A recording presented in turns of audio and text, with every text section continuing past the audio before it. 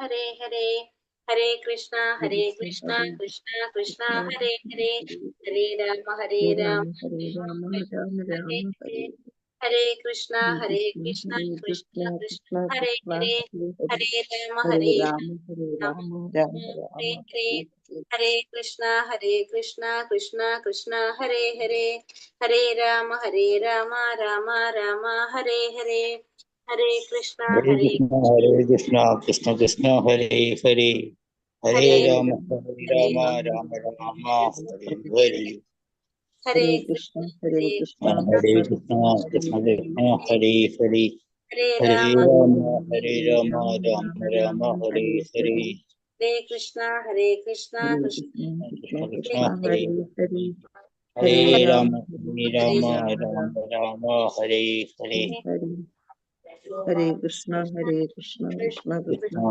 ഹരേ ഹരേ ഹരേ രാമ രാമ രാമ ഹരേ ഹരേ ഹരേ കൃഷ്ണ കൃഷ്ണ കൃഷ്ണ ഹരേ ഹരേ ഹരേ രാമ രാമ രാമ ഹരേ ഹരേ ഹരേ കൃഷ്ണ കൃഷ്ണ കൃഷ്ണ ഹരേ ഹരേ ഹരേ രാമ രാമ രാമ ഹരേ ഹരേ ഹരേ കൃഷ്ണ കൃഷ്ണ കൃഷ്ണ ഹരേ ഹരേ ഹരേ രാമ രാമ രാമ ഹരേ ഹരേ ഹരേ കൃഷ്ണ കൃഷ്ണ കൃഷ്ണ ഹരേ ഹരേ ഹരേ രാമ രാമ രാമ ഹരേ ഹരേ ഹരേ കൃഷ്ണ മാതാജി പ്രണാമം. ഹരേ എല്ലാവർക്കും പ്രണാമം. ഹരേ കൃഷ്ണ. ഓം നമോ ഭഗവതേ വാസുദേവായ. ഓം നമോ ഭഗവതേ വാസുദേവായ. ഓം നമോ ഭഗവതേ വാസുദേവായ. ഓം അജ്ഞാനതിമിരാന്ധസ്യ ജ്ഞാനാഞ്ജനാശലാകയ ചക്ഷുരുന്മീലിതം യേന തസ്മൈ ശ്രീ ഗുരവേ നമഃ. ശ്രീചൈതന്യമനോഭീഷ്ടം സ്ഥാപിതം യേന ഭൂതലേ സ്വയം രൂപാ ഗദാ മഹ്യം ദദാതി സ്വപദാന്തികം.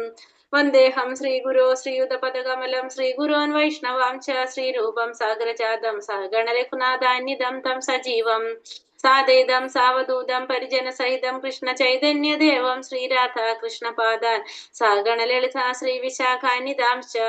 ഹേ കൃഷ്ണ കരുണാ സിന്ധോ ദീനബന്ധോ ജഗത്പദേ ഗോപേശ ഗോപികാ കാന്ത രാധാ കാന്ത നമോസ്തുതേ. തപ്ത കാഞ്ചന ഗൗരാംഗി ശ്രീരാധേ വൃന്ദാവനേശ്വരി ഋഷഭാനുസുതേ ദേവി പ്രണമാമി ഹരിപ്രിയേ. വാഞ്ചാകൽപതരൂപേശ്ച കൃപാ സിന്ധോഭ്യവ ച പതിതാനാം പാവനേഭ്യോ വൈഷ്ണവേഭ്യോ നമോ നമഃ. നമോ വിഷ്ണുപാദായ കൃഷ്ണപ്രേഷ്ഠായ ഭൂതലേ ശ്രീമതേ ഭക്തിവേദാന്ത സ്വാമിനിധി നാമിനേ. നമസ്തേ സരസ്വതേ ദേവേ ഗൗരവാണി പ്രചാരിണേ നിർവിശേഷ ശൂന്യവാദി പാശ്ചാത്യ ദേശകാരിണേ.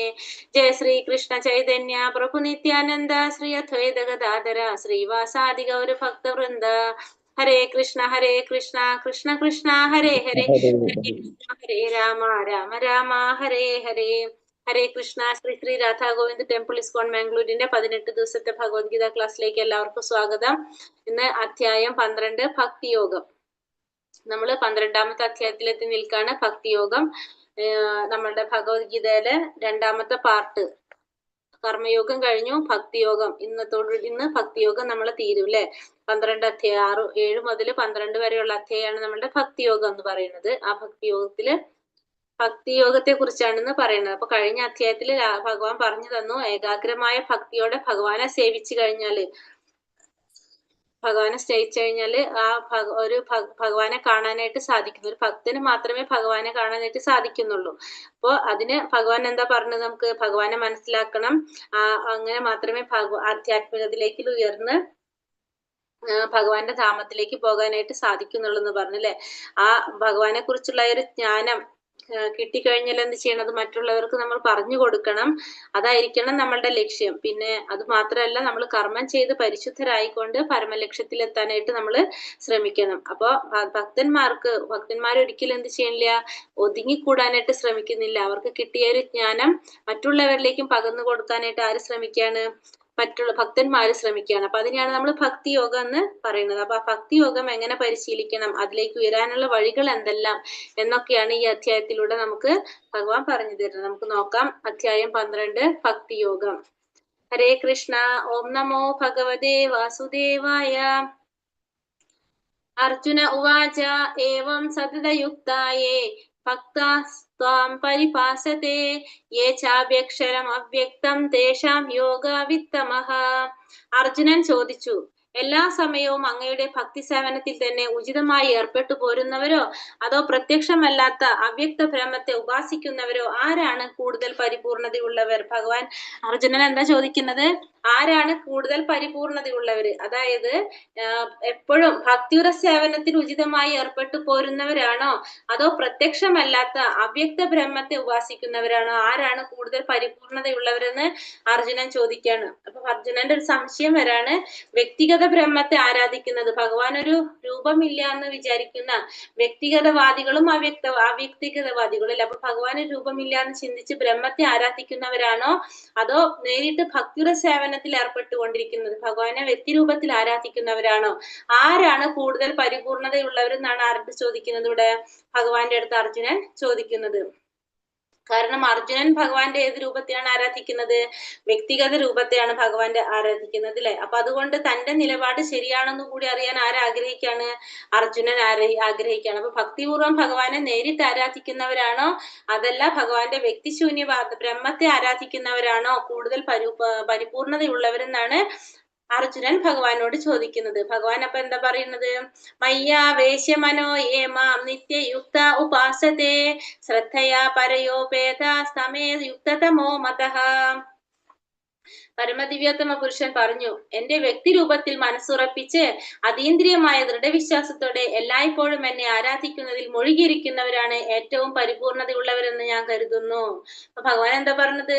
ഭഗവാന്റെ വ്യക്തിരൂപത്തിൽ തന്നെ മനസ്സുറപ്പിച്ച് അതീന്ദ്രിയമായ ദൃഢവിശ്വാസത്തോടെ എല്ലായ്പ്പോഴും എന്നെ ആരാധിക്കുന്നതിൽ മുഴുകിയിരിക്കുന്നവരാണ് കൂടുതൽ പരിപൂർണതയുള്ളവരെന്ന് ഭഗവാൻ കരുതുന്നു. അപ്പൊ ഭഗവാന്റെ വ്യക്തിഗത രൂപത്തില് ഭഗവാനെ ഭക്തിയുടെ സേവനത്തിലൂടെ ഭഗവാനെ ആരാധിക്കുന്നവരാണ് കൂടുതൽ പരിപൂർണത കൈവരിച്ചതെന്നാണ് ഇവിടെ ഭഗവാൻ അർജുനനോട് പറഞ്ഞു കൊടുക്കുന്നത്. അപ്പൊ ഭക്തിയുടെ സേവനമാണ് ഏറ്റവും മികച്ചതെന്ന് ഭഗവാൻ ഒന്നും കൂടി പറഞ്ഞു കൊടുക്കാണ്. എങ്ങനെ? കൃഷ്ണാവബോധം ഉറച്ചൊരാൾക്ക് ഭൗതികമായിട്ടുള്ള യാതൊരു പ്രവൃത്തിയില്ല, അദ്ദേഹം ചെയ്യുന്ന എല്ലാ പ്രവർത്തനങ്ങളും എന്താണ്?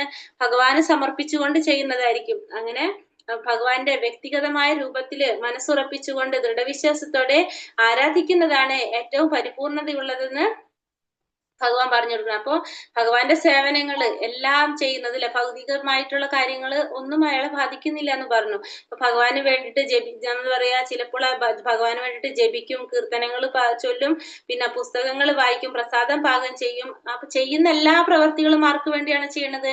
ഭഗവാന് വേണ്ടിയിട്ടാണ് ചെയ്യുന്നത്. അങ്ങനെ ഉള്ളവരാണ് ഏറ്റവും പരിപൂർണതയുള്ളവരെന്നാണ് ആര് പറയുന്നത്? ഇവിടെ ഭഗവാനോട് അർജുനനോട് പറഞ്ഞു കൊടുക്കുന്നത്. ये तक्षरमनिर्देश्य अव्यक्तं परिपासते सर्वत्रागमचिन्त्यं च कूटस्थमचलं ध्रुवं संनियमेन्द्रियग्रामं सर्वत्र समबुद्धयः ते प्राप्नुवन्ति मामेव सर्वभूता हि ते रतः. എന്നാൽ ഇന്ദ്രിയങ്ങളെല്ലാം നിയന്ത്രിച്ച് എല്ലാവരിലും സമഭാവനയോടെ സർവ്വജീവികളുടെയും നന്മയിൽ തൽപരരായിക്കൊണ്ട് ഇന്ദ്രിയങ്ങൾക്ക് ഗോചരമല്ലാത്തതും അവ്യക്തവും സർവവ്യാപ്തവും അചിന്ത്യവും സ്ഥിരവും മാറ്റമില്ലാത്തതും ഉറച്ചതുമായതിനെ നിരപേക്ഷ തത്വത്തിന്റെ വ്യക്തിശൂന്യ സങ്കല്പത്തെ പൂർണ്ണമായും ഉപാസിക്കുന്നവരും ഒടുവിൽ തന്നെ പ്രാപിക്കുന്നു. ഇനി ഭഗവാൻ എന്താ ഒന്നും കൂടി ഫസ്റ്റ് പറഞ്ഞു, വ്യക്തിഗതവാദികൾ തന്നെയാണ്. ഭഗവാന്റെ വ്യക്തി രൂപത്തില്, അതായത് ഭഗവാന് ഭക്തിയുടെ സേവനം ചെയ്യുന്നവരാണ് കൂടുതൽ പരിപൂർണതയിലേക്ക് എത്താന്ന് പറഞ്ഞു. അവരാണ് പരിപൂർണതയിലേക്ക് എത്താൻ മുഴുകിയിരിക്കാന്ന് പറഞ്ഞു അവരെയാണെന്ന്. എന്നിട്ട് ഭഗവാൻ ഒന്നുകൂടി പറഞ്ഞു കൊടുക്കാണ്, പക്ഷെ ഇങ്ങനെയൊക്കെ ആണെങ്കിലും എല്ലാ ഇന്ദ്രിയങ്ങളെയും നിയന്ത്രിച്ച് എല്ലാവരിലും സമഭാവനയോടെ സർവ്വജീവികളുടെയും നന്മയിൽ തൽപരരായിക്കൊണ്ട് ഇന്ദ്രിയങ്ങൾക്ക് ഗോചരമല്ലാത്തതും അവ്യക്തവും സർവവ്യാപ്തവും അചിന്തവും സ്ഥിരവും മാറ്റമില്ലാത്തതും ഉറച്ചതുമായതിനെ പൂർണ്ണമായും ഉപാസിക്കുന്നവരും അങ്ങനെ ചെയ്യുന്നവരും ഒടുവിൽ എവിടേക്ക് തന്നെ എത്തുന്ന പറഞ്ഞത്? ഭഗവാനിലേക്ക് തന്നെ എത്തും. അതായത് ഇവിടെ ഭഗവാൻ എന്താ പറയുന്നത്? ഇങ്ങനെ വ്യക്തിഗതികളും അല്ല, മാത്രമല്ല ഇന്ദ്രിയങ്ങൾക്ക് ഗോചരമല്ലാത്തതും അവ്യക്തവും സർവ്വവ്യാപ്തവും അചിന്ത്യവും സ്ഥിരവും മാറ്റമില്ലാത്തതും ഉറച്ചതും ആയ ഇങ്ങനെ അവ്യക്തിഗതവാദികൾ ചിന്തിക്കുന്നത് അങ്ങനെയാണല്ലോ ഭഗവാൻ ചിന്തിക്കുന്നത്. അവരും ലാസ്റ്റ് എവിടെ എത്തുന്ന പറഞ്ഞത്? അവരും ലാസ്റ്റ് ഭഗവാനിലേക്ക് തന്നെ എത്തും. പരിശ്രമിച്ചു കഴിഞ്ഞാൽ അവരും ഒടുവിൽ എവിടെ തന്നെയാണ് എത്തുന്നത്? ഭഗവാനിൽ തന്നെയാണ് അവർ പ്രാപിക്കുന്നത്. അപ്പൊ അവരും അവിടേക്ക് എത്തും. പക്ഷെ എന്താണ്, അതിന് കുറച്ച് സമയം എടുക്കുന്നു മാത്രമേ ഉള്ളൂ. അവർ അതിലേക്ക് സാക്ഷാത്കാരത്തിന് വേണ്ടിയിട്ട് ഭഗവാനെ സമീപിക്കാൻ കുറച്ച് സമയം എടുക്കും. കാരണം അവർക്ക് അറിഞ്ഞതിന് ശേഷമാണ് അവർക്ക് എത്താൻ സാധിക്കുന്നത്. അത് കുറച്ച് സമയം എടുക്കും. അവരുടെ ധാരണയിൽ എന്താണ്, ഇന്ദ്രിയങ്ങൾക്ക് ഗോചരമല്ലാത്ത അവ്യക്തമായിട്ടുള്ള സർവ്വവ്യാപ്തവും അചിന്തവും സ്ഥിരവും മാറ്റമില്ലാത്തതും ഉറച്ചതും, അങ്ങനെയാണ് അവ്യക്തികവാദികൾ ചിന്തിക്കുന്നത് ഭഗവാനെ. അപ്പൊ അവർക്ക് കുറച്ച് സമയം എടുക്കും. അവരും ഭഗവാനിൽ തന്നെ എത്തും. പക്ഷെ എന്താണ്, ഒടുവിൽ എന്നെ തന്നെ പ്രാപിക്കുന്നു. പക്ഷെ അതിന് കുറച്ച് സമയം എടുക്കും എന്നുള്ളതാണ് നമുക്ക് മനസ്സിലാക്കുന്നത്. ക്ലേശോധികതരസ്തേഷാം അവ്യക്താസക്ത ചേതസാം അവ്യക്തോ ഹി ഗതിർ ദുഃഖം ദേഹവത്പിരവാപ്യത്തെ. പരമപുരുഷന്റെ അവ്യക്തവും വ്യക്തിശൂന്യവുമായ ഭാവത്തിൽ ആസക്ത ചിത്തരായവർക്ക് പുരോഗമനത്തിന് പ്രയാസമേറും. ശാരീരികൾക്ക് ഈ വഴിക്കുള്ള മുന്നേറ്റം സദാ ദുഷ്കരമാണ്. അപ്പൊ ഇവിടെ ഭഗവാന്റെ എന്താ പറയുന്നത്, പരമപുരുഷന്റെ അവ്യക്തം എന്ന് വെച്ചിട്ടുണ്ടെങ്കിൽ വ്യക്തമല്ലാത്ത വ്യക്തിശൂന്യവുമായ ഭാവത്തില് ആസക്ത ചിത്തരായവർക്ക് പുരോഗമനത്തിന് പ്രയാസമേറും. ശാരീരികൾക്ക് ഈ വഴിക്കുള്ള മുന്നേറ്റം ദുഷ്കരമാണ്. അപ്പൊ ഈ ഭക്തിയോഗവും ജ്ഞാനയോഗവും തമ്മിലുള്ള വ്യത്യാസമാണ് ഇവിടെ പറയുന്നത് അല്ലെ. ഭക്തിയോഗവും ജ്ഞാനയോഗവും തമ്മിലുള്ള വ്യത്യാസം എന്താണ്? ഭക്തിയോഗം എന്ന് പറഞ്ഞാൽ എന്താണ്? ഡയറക്റ്റ് നമ്മള് ഭക്തിയുടെ സേവനത്തിലൂടെ ഭഗവാനെ സേവിക്കുക, ഭഗവാനെ പ്രാപിക്കുക എന്നുള്ളതാണ്. ഭഗവത് സേവനം ചെയ്തുകൊണ്ട് ഭക്തിയുടെ സേവനത്തിലൂടെ നേരിട്ട് ഭഗവാനെ സാക്ഷാത്കരിക്കാൻ ശ്രമിക്കുന്നതാണ് എന്ത്? ഭക്തിയോഗം എന്ന് പറയുന്നത്. ജ്ഞാനയോഗം എന്ന് പറഞ്ഞാൽ എന്താണ്? ജ്ഞാനയോഗികൾക്ക് ഭഗവാൻ ഒരു രൂപമില്ല എന്ന് വിചാരിക്കുന്നു അല്ലെ. ഭഗവാനൊരു രൂപമില്ല എന്ന് ചിന്തിച്ചിട്ട് അവര് ചെയ്യാണ് ചെയ്യുന്നത്. അപ്പൊ അവര് നേരിട്ട് ഭഗവാനെ സേവിക്കുന്നില്ല. അപ്പൊ അവര് അവ്യക്തിഗതവാദികളാണ്. അവര് നേരിട്ട് ഭഗവാനെ സേവിക്കുന്നില്ല. അതാണ് ഈ അവ്യക്തമായിട്ടുള്ള രൂപത്തെ, ഭഗവാന്റെ അവ്യക്തമായ രൂപത്തെയാണ് അവര് ആരാധിക്കുന്നത്. അതാണ് ആര് തമ്മിലുള്ള വ്യത്യാസം? വ്യക്തിഗതവാദികളും അവ്യക്തിഗതവാദികളും തമ്മിലുള്ള വ്യത്യാസം പറയണം. അപ്പൊ ഭഗവാനെ എന്താ പറയണത്, ജ്ഞാനികള് അല്ലെങ്കിൽ ജ്ഞാനയോഗികൾ എന്താ ചെയ്യണം? ഭഗവാന്റെ അവ്യക്തവും അചിന്തവുമായ ഭാവത്തെ ലക്ഷ്യമാക്കി മുന്നേറാൻ ശ്രമിക്കുന്നവരാണ് ആര്? ഈ അവ്യക്തിഗതവാദികൾ അല്ലെങ്കിൽ ജ്ഞാനയോഗികള്. ഭക്തിയോഗികളാണെങ്കിലോ കൃഷ്ണാവബോധത്തോടെ ഭഗവാന്റെ സേവനത്തിൽ ഏർപ്പെട്ടുകൊണ്ടിരുന്ന് ചെയ്യുകയാണ് അവർ ചെയ്യുന്നത്. അത് തന്നെയാണ് ഈ ഭക്തിയോഗവും ജ്ഞാനയോഗവും തമ്മിലുള്ള വ്യത്യാസം. രണ്ടിന്റെയും ആത്യന്തികമായിട്ടുള്ള ലക്ഷ്യം എന്താണ്? ഒന്ന് തന്നെയാണെങ്കിലും ജ്ഞാനയോഗത്തിന്റെ വഴി എന്താണ്? കുറച്ച് ദുഷ്കരമായിട്ടുള്ളതാണ്, പ്രയാസമേറിയിട്ടുള്ള വഴികളാണ്. ഭക്തിയോഗത്തിലാണെങ്കിലോ നേരിട്ട് ഭഗവാന്റെ സേവനം നടത്തുന്നത്. അതാണ് ഈ ഭക്തിയോഗത്തിന്റെ ഗുണം. അതിലിനി ഒരു ഉദാഹരണം പ്രഭുപാദർ പറഞ്ഞിരിക്കുന്നത്, തെരുവിൽ പലയിടത്തും തപാൽ പെട്ടികൾ കാണാം. അവയിൽ നമ്മൾ കൊണ്ടുപോയിടുന്ന കത്തുകൾ സ്വാഭാവികമായി നിഷ്പ്രയാസം ഉദ്ദിഷ്ട സ്ഥാനത്തെത്തുന്നു. എന്നാൽ തപാൽ പെട്ടികൾ എന്ന് ആധികാരികമായി പ്രഖ്യാപിക്കാത്ത ഏതെങ്കിലും പഴയ പെട്ടിയിലൂടെ ഈ പ്രക്രിയ നടത്താനാവില്ല. അങ്ങനെ അംഗീകൃതമായ പ്രാതിനിധ്യമുള്ള ഒരു വിഗ്രഹ രൂപം ഈശ്വരനുണ്ട്. അതിനെ അർച്ചാ വിഗ്രഹം എന്ന് പറയുന്നു. ഈ അർച്ചാ വിഗ്രഹം പരമപുരുഷന്റെ ഒരു അവതാരമാണ്. ഇതിന് പറഞ്ഞിരിക്കുന്ന ഉദാഹരണം എന്താണ്? ഇപ്പൊ നമുക്കറിയാം പോസ്റ്റ് ബോക്സുകൾ അല്ലെ. പോസ്റ്റ് ബോക്സുകൾ തെരുവില് പല സ്ഥലത്തും പോസ്റ്റ് ബോക്സുകൾ സ്ഥാപിച്ചിട്ടുണ്ടാവും. അതില് നമുക്ക് കൊണ്ട് കത്തിട്ട് കഴിഞ്ഞാൽ സ്വാഭാവികമായിട്ടും അത് എവിടേക്ക് എത്തും? നിർദ്ദിഷ്ട സ്ഥലത്തേക്ക് എത്തും. കാരണം പക്ഷെ തപാൽ പെട്ടികളല്ലാത്ത ബോക്സുകൾ കത്തിട്ട് കഴിഞ്ഞാൽ എന്താ കെടുക്കുക? അത് അവിടെ തന്നെ കെടുക്കും അല്ലെ. അതില് നമുക്കൊന്നും ചെയ്യാൻ സാധിക്കില്ല. ഇപ്പൊ നമ്മള് ഒരു പോസ്റ്റ് ഓഫീസിൽ ഡയറക്റ്റ് പോവാണ്ട് അതിന്റെ ബ്രാഞ്ച് പോലെ പല സ്ഥലത്തും ഈ ബോക്സുകൾ സ്ഥാപിച്ചിട്ടുണ്ടാവും. അതിലൊക്കെ ലെറ്റർ ഇട്ടാലും നമ്മൾ എവിടേക്കാണോ ഈ അഡ്രസ് ഉള്ളത് ആ അഡ്രസ്സിലേക്ക് ആ ലെറ്റർ കറക്റ്റ് ആയിട്ട് എത്തും. പക്ഷെ പെട്ടി ഇത് പോസ്റ്റ് ബോക്സ് അല്ലാത്തതിൽ കൊണ്ട് ലെറ്റർ ഇട്ടിട്ട് ഒരു കാര്യമില്ല. നമുക്ക് അത് എവിടേക്ക് എത്താൻ പോകില്ല, അത് അവിടെ തന്നെ കിടക്കും. അങ്ങനെ അംഗീകൃത പ്രാതിനിധ്യമുള്ള ഒരു വിഗ്രഹ രൂപം. അപ്പൊ അതുപോലെ എന്നിട്ട് പറയുന്ന വെച്ചാൽ ഒരു ഭഗവാന്റെ ഒരു വിഗ്രഹ രൂപം, ഭഗവാന്റെ ഇതേപോലെ തന്നെ അംഗീകരിച്ചിട്ടുള്ള ഒരു പ്രാതിനിധ്യമുള്ള ഒരു വിഗ്രഹ രൂപം ഈശ്വരനുണ്ട്. അതിനെയാണ് നമ്മൾ അർച്ചാ വിഗ്രഹം എന്ന് പറയുന്നത്. അപ്പൊ അതുപോലെ തന്നെയാണ് ഭഗവാന്റെ അർച്ചാ വിഗ്രഹങ്ങൾ. നമ്മൾ ഗോലോക വൃന്ദാവനത്തിലുള്ള ഭഗവാൻ കൃഷ്ണന്റെ എന്താണ് അംഗീകരിച്ചിട്ടുള്ള പ്രാതിനിധ്യമുള്ള ഒരു വിഗ്രഹ രൂപമാണ് നമ്മൾ ഈ പറഞ്ഞ അർച്ചാ വിഗ്രഹങ്ങളെല്ലാം തന്നെ. അപ്പൊ ഭഗവാന്റെ കലിയുഗത്തില് ഭഗവാനെ ആരാധിക്കാനായിട്ട് നമുക്ക് എന്താ ഉള്ളത്? അർച്ചാ വിഗ്രഹങ്ങളാണ് നമുക്കുള്ളത്. വിഗ്രഹങ്ങൾ പലതരത്തിലുണ്ടാവും അല്ലെ. അതില് ഇപ്പൊ ലോഹം കൊണ്ടുണ്ടാവും, മണ്ണ് കൊണ്ടുണ്ടാവും, മരം കൊണ്ടുണ്ടാക്കിയതുണ്ടാവും, അങ്ങനെ പല രീതിയിലും ഉണ്ടാവും. അപ്പൊ ഈ വിഗ്രഹങ്ങളെല്ലാം എന്താണ് പറയുന്നത്? ഈ അർച്ചാ വിഗ്രഹങ്ങള് ഭഗവാനെ റെപ്രസെന്റ് ചെയ്യുന്നതാണ്, ഭഗവാന്റെ പ്രാതിനിധ്യമുള്ളതാണ് ഇതൊക്കെ. അതുകൊണ്ട് തന്നെ നമുക്ക് ഈ വിഗ്രഹങ്ങൾ ആരാധിക്കുന്നത് ഭഗവാനെ ആരാധിക്കുന്നത് തുല്യമാണ്. അതാണ് ഈ തപാൽ ബോക്സിന്റെ എക്സാമ്പിൾ നമുക്ക് പറഞ്ഞത്. ഇതൊക്കെ എവിടേക്ക് തന്നെ എത്തുന്നതാണ്? ഭഗവാനിലേക്ക് തന്നെ എത്തും എന്നുള്ളതാണ് നമുക്ക് ഇതിലൂടെ മനസ്സിലാക്കാനായിട്ട് സാധിക്കുന്നത്. അപ്പൊ നമ്മള് ഭഗവാനെ ആരാധിക്കാനായിട്ട് സാധിക്കുന്നില്ലെങ്കിൽ നമുക്ക് ഭഗവാന്റെ വിഗ്രഹാരാധന നടത്തിയാലും ഫലം അതേപോലെ തന്നെ നമുക്ക് ലഭിക്കുന്നതാണ് ഇതില് മനസ്സിലാക്കാനായിട്ട് സാധിക്കുന്നത്.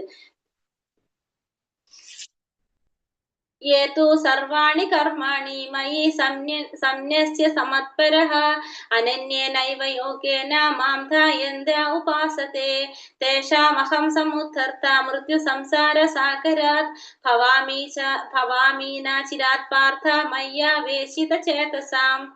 ഹേ പാർത്ഥ, എന്നാൽ എന്നെ എല്ലായ്പ്പോഴും ധ്യാനിച്ചുകൊണ്ട് സർവകർമ്മങ്ങളെയും എനിക്കായി അർപ്പിച്ച് എന്നിൽ മനസ്സ് അചഞ്ചലമായി ഊന്നിക്കൊണ്ട് ഭക്തിയുടെ സേവനത്തിൽ ഏർപ്പെട്ടു പോരുന്നവരെ ഞാൻ വേഗത്തിൽ ജനന മരണങ്ങളുടെ സമുദ്രത്തിൽ നിന്ന് കരകയറ്റും. ഭഗവാൻ ഇതൊന്നും കൂടി നമുക്ക് പറഞ്ഞുതരാണ്. എന്താ പറയണത്? എപ്പോഴും എല്ലായ്പ്പോഴും ഭഗവാനത്തിനെ ധ്യാനിച്ചുകൊണ്ട് എല്ലാ കർമ്മങ്ങളും ഭഗവാനായിട്ട് അർപ്പിച്ചുകൊണ്ട് ഭഗവാനെ തന്നെ അചഞ്ചലമായ മനസ്സോടെ ഭക്തിയുടെ സേവനത്തിൽ ഏർപ്പെട്ടു പോരുന്നത് അവരാരാണോ അവരെ വേഗത്തിൽ തന്നെ ഭഗവാൻ എന്ത് ചെയ്യാണ്? ജനന മരണത്തിന്റെ ഈ സമുദ്രത്തിൽ നിന്ന് കരകയറ്റെന്ന് പറയണം. അപ്പൊ ഭക്തിയുടെ സേവനം കൊണ്ട് മാത്രമേ ഭഗവാനെ കുറിച്ച് മനസ്സിലാക്കാനായിട്ട് സാധിക്കുന്നുള്ളൂ. അപ്പൊ ഭക്തിയുടെ സേവനത്തിലൂടെ അചഞ്ചലമായ ഭക്തിയോടെ എല്ലാ കർമ്മങ്ങളും ഭഗവാനായിട്ട് അർപ്പിച്ചുകൊണ്ട് എപ്പോഴും ഭഗവാനെ ധ്യാനിച്ചുകൊണ്ട് ഭക്തിയുടെ സേവനത്തിൽ ഏർപ്പെട്ടു പോരുന്നവരെ ഈ ജനന മരണങ്ങളുടെ സമുദ്രത്തിൽ നിന്ന് ഭഗവാനായിട്ട് കരകയറ്റാനായിട്ട് സാധിക്കും. അപ്പൊ ഭക്തിയുടെ സേവനം കൊണ്ട് മാത്രമേ ഭഗവാനെ കുറിച്ച് മനസ്സിലാക്കാൻ സാധിക്കുന്നുള്ളൂ.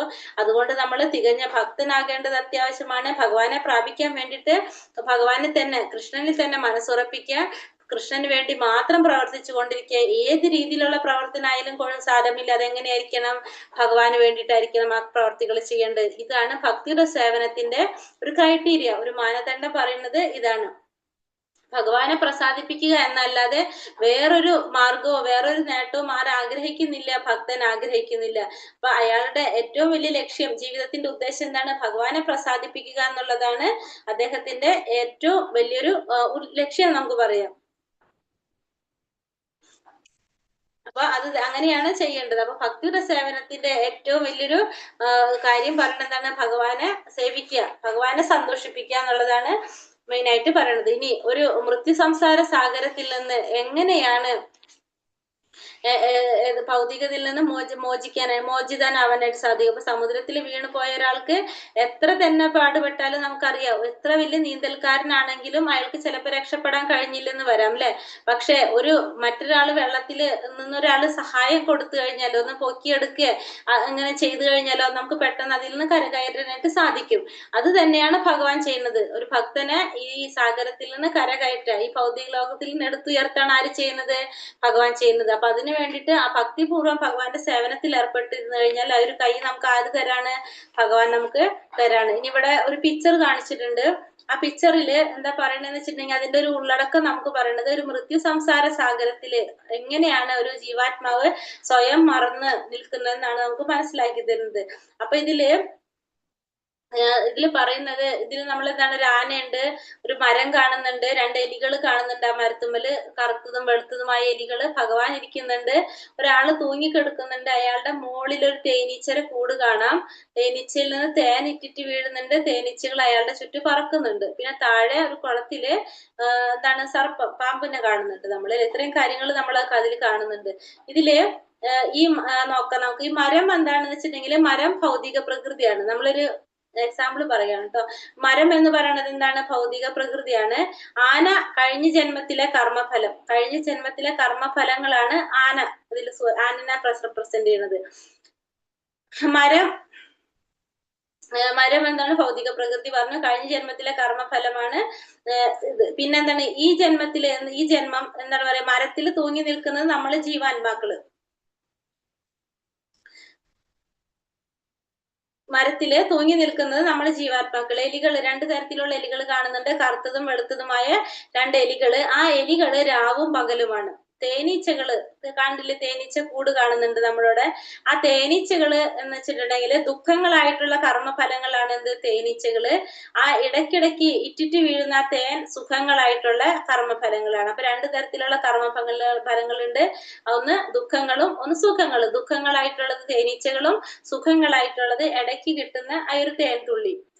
താഴെ കുളത്തില് കാണുന്ന സർപ്പങ്ങള് മൃത്യുവിനെ അല്ലെങ്കിൽ അടുത്ത ജന്മത്തെ കുറിക്കുന്നതാണ് താഴെ കാണുന്ന സർപ്പങ്ങള്. ഇനി ആന എന്ത് ചെയ്യണത്? കഴിഞ്ഞ ജന്മത്തിലെ കർമ്മഫലം അല്ലെ. ആന ആ മരം കുലുക്കുന്നതിനനുസരിച്ച് എന്ത് ചെയ്യാണ്? ഈ ജീവാത്മാവിന് സുഖദുഃഖങ്ങള് കിട്ടുകയാണ് ചെയ്യുന്നത്. അതായത് മരം കിടന്ന് കുലുക്കുമ്പോ എന്ത് ചെയ്യണം? ആ തേനീച്ചകൾ പറന്നു വന്ന് അദ്ദേഹത്തെ കുത്തും. ഒപ്പം തന്നെ അദ്ദേഹത്തിന് എന്തും ലഭിക്കും? തേനും ലഭിക്കും. അപ്പൊ കുത്തുമ്പോൾ എന്താണ്? ദുഃഖം വരും. ഇടയ്ക്ക് തേനിട്ടിട്ട് വീഴുമ്പോ സുഖവും കിട്ടും. അതേപോലെ തന്നെ ആ രാവും പകലും ആകുന്ന എലികൾ എന്ത് ചെയ്യണം? ആ മരത്തിന്റെ കൊമ്പിൽ ഇരുന്നിട്ട് ആ മരം കാർന്ന് തിന്നുകൊണ്ടിരിക്കുകയാണല്ലോ. അപ്പൊ ആ ഒരു മനുഷ്യന്റെ ആയുസ് കുറഞ്ഞുകൊണ്ടിരിക്കുകയാണ് അവിടെ. ഒന്നുകിൽ ആ കൊമ്പൊടിഞ്ഞ് വീഴും, അതല്ലെങ്കിൽ എന്താണ് ആ കൊമ്പൊടിഞ്ഞ് വീഴും, അല്ലെങ്കിൽ രാവും പകലും ഓരോ ദിവസം കഴിയും തോറും നമ്മളുടെ ആയുസ് കുറഞ്ഞുകൊണ്ടിരിക്കുകയാണ് ചെയ്യുന്നത്. പക്ഷെ നാം അത് ശ്രദ്ധിക്കാതെ നമ്മൾ എന്ത് ചെയ്തുകൊണ്ടിരിക്കുകയാണ്? നമുക്കറിയാം എപ്പോ വേണമെങ്കിലും നമ്മൾ താഴെ വീഴാം. പക്ഷെ എങ്കിലും താഴെ വീണ് കഴിഞ്ഞാൽ നമുക്കറിയാം പാമ്പിന്റെ ഉള്ള കുളത്തിലേക്കാണ് നമ്മൾ വീഴുന്നത്. അപ്പൊ ആ ഒരു ചിന്ത ആർക്ക് വരുന്നില്ല? നമുക്ക് ജീവാത്മാക്കൾക്ക് വരുന്നില്ല. നമ്മൾ എന്ത് ചെയ്തുകൊണ്ടിരിക്കുകയാണ്? വല്ലപ്പോഴും കിട്ടുന്ന ആ ഒരു സുഖത്തിന് വേണ്ടി നമ്മൾ അവിടെ കഷ്ടപ്പെട്ട് നമ്മൾ നിൽക്കുകയാണ് ചെയ്യുന്നത്. തൊട്ടടുത്ത് കൈനീട്ടിട്ട് ആരുണ്ട്? ഭഗവാനുണ്ട്. പക്ഷെ നമ്മൾ എന്ത് ചെയ്യുന്നില്ല? ഭഗവാനെ ശ്രദ്ധിക്കുന്നില്ല. നമ്മൾ ആ സുഖദുഃഖങ്ങളുടെ പിന്നാലെ നമ്മൾ ഇങ്ങനെ പാഞ്ഞുകൊണ്ടിരിക്കുകയാണ്. ഇതാണ് നമ്മളുടെ ഭൗതിക ജീവിതത്തിലെ നമ്മളുടെ ഒരു അവസ്ഥ. കാരണം നമുക്ക് ആ വല്ലപ്പോഴും കിട്ടുന്ന ഒരു സുഖത്തിന് വേണ്ടിയിട്ട് നമ്മൾ ഈ ദുഃഖങ്ങളെല്ലാം അനുഭവിച്ചുകൊണ്ട് നമ്മളിവിടെ ഇങ്ങനെ ഈ ഭൗതിക ലോകത്തിൽ തൂങ്ങി നിൽക്കെടുക്കുകയാണ് നമ്മൾ ചെയ്യുന്നത്. പക്ഷെ തൊട്ടടുത്ത് കൈനീട്ടിക്കൊണ്ട് ഭഗവാൻ ഇരിക്കുന്നുണ്ട്. പക്ഷെ നമ്മൾ എന്ത് ചെയ്യുന്നില്ല? ഭഗവാനെ നമ്മൾ ശ്രദ്ധിക്കുന്നില്ല. ഇതാണ് നമ്മളുടെ ഓരോ ജീവാത്മാക്കളുടെയും അവസ്ഥ.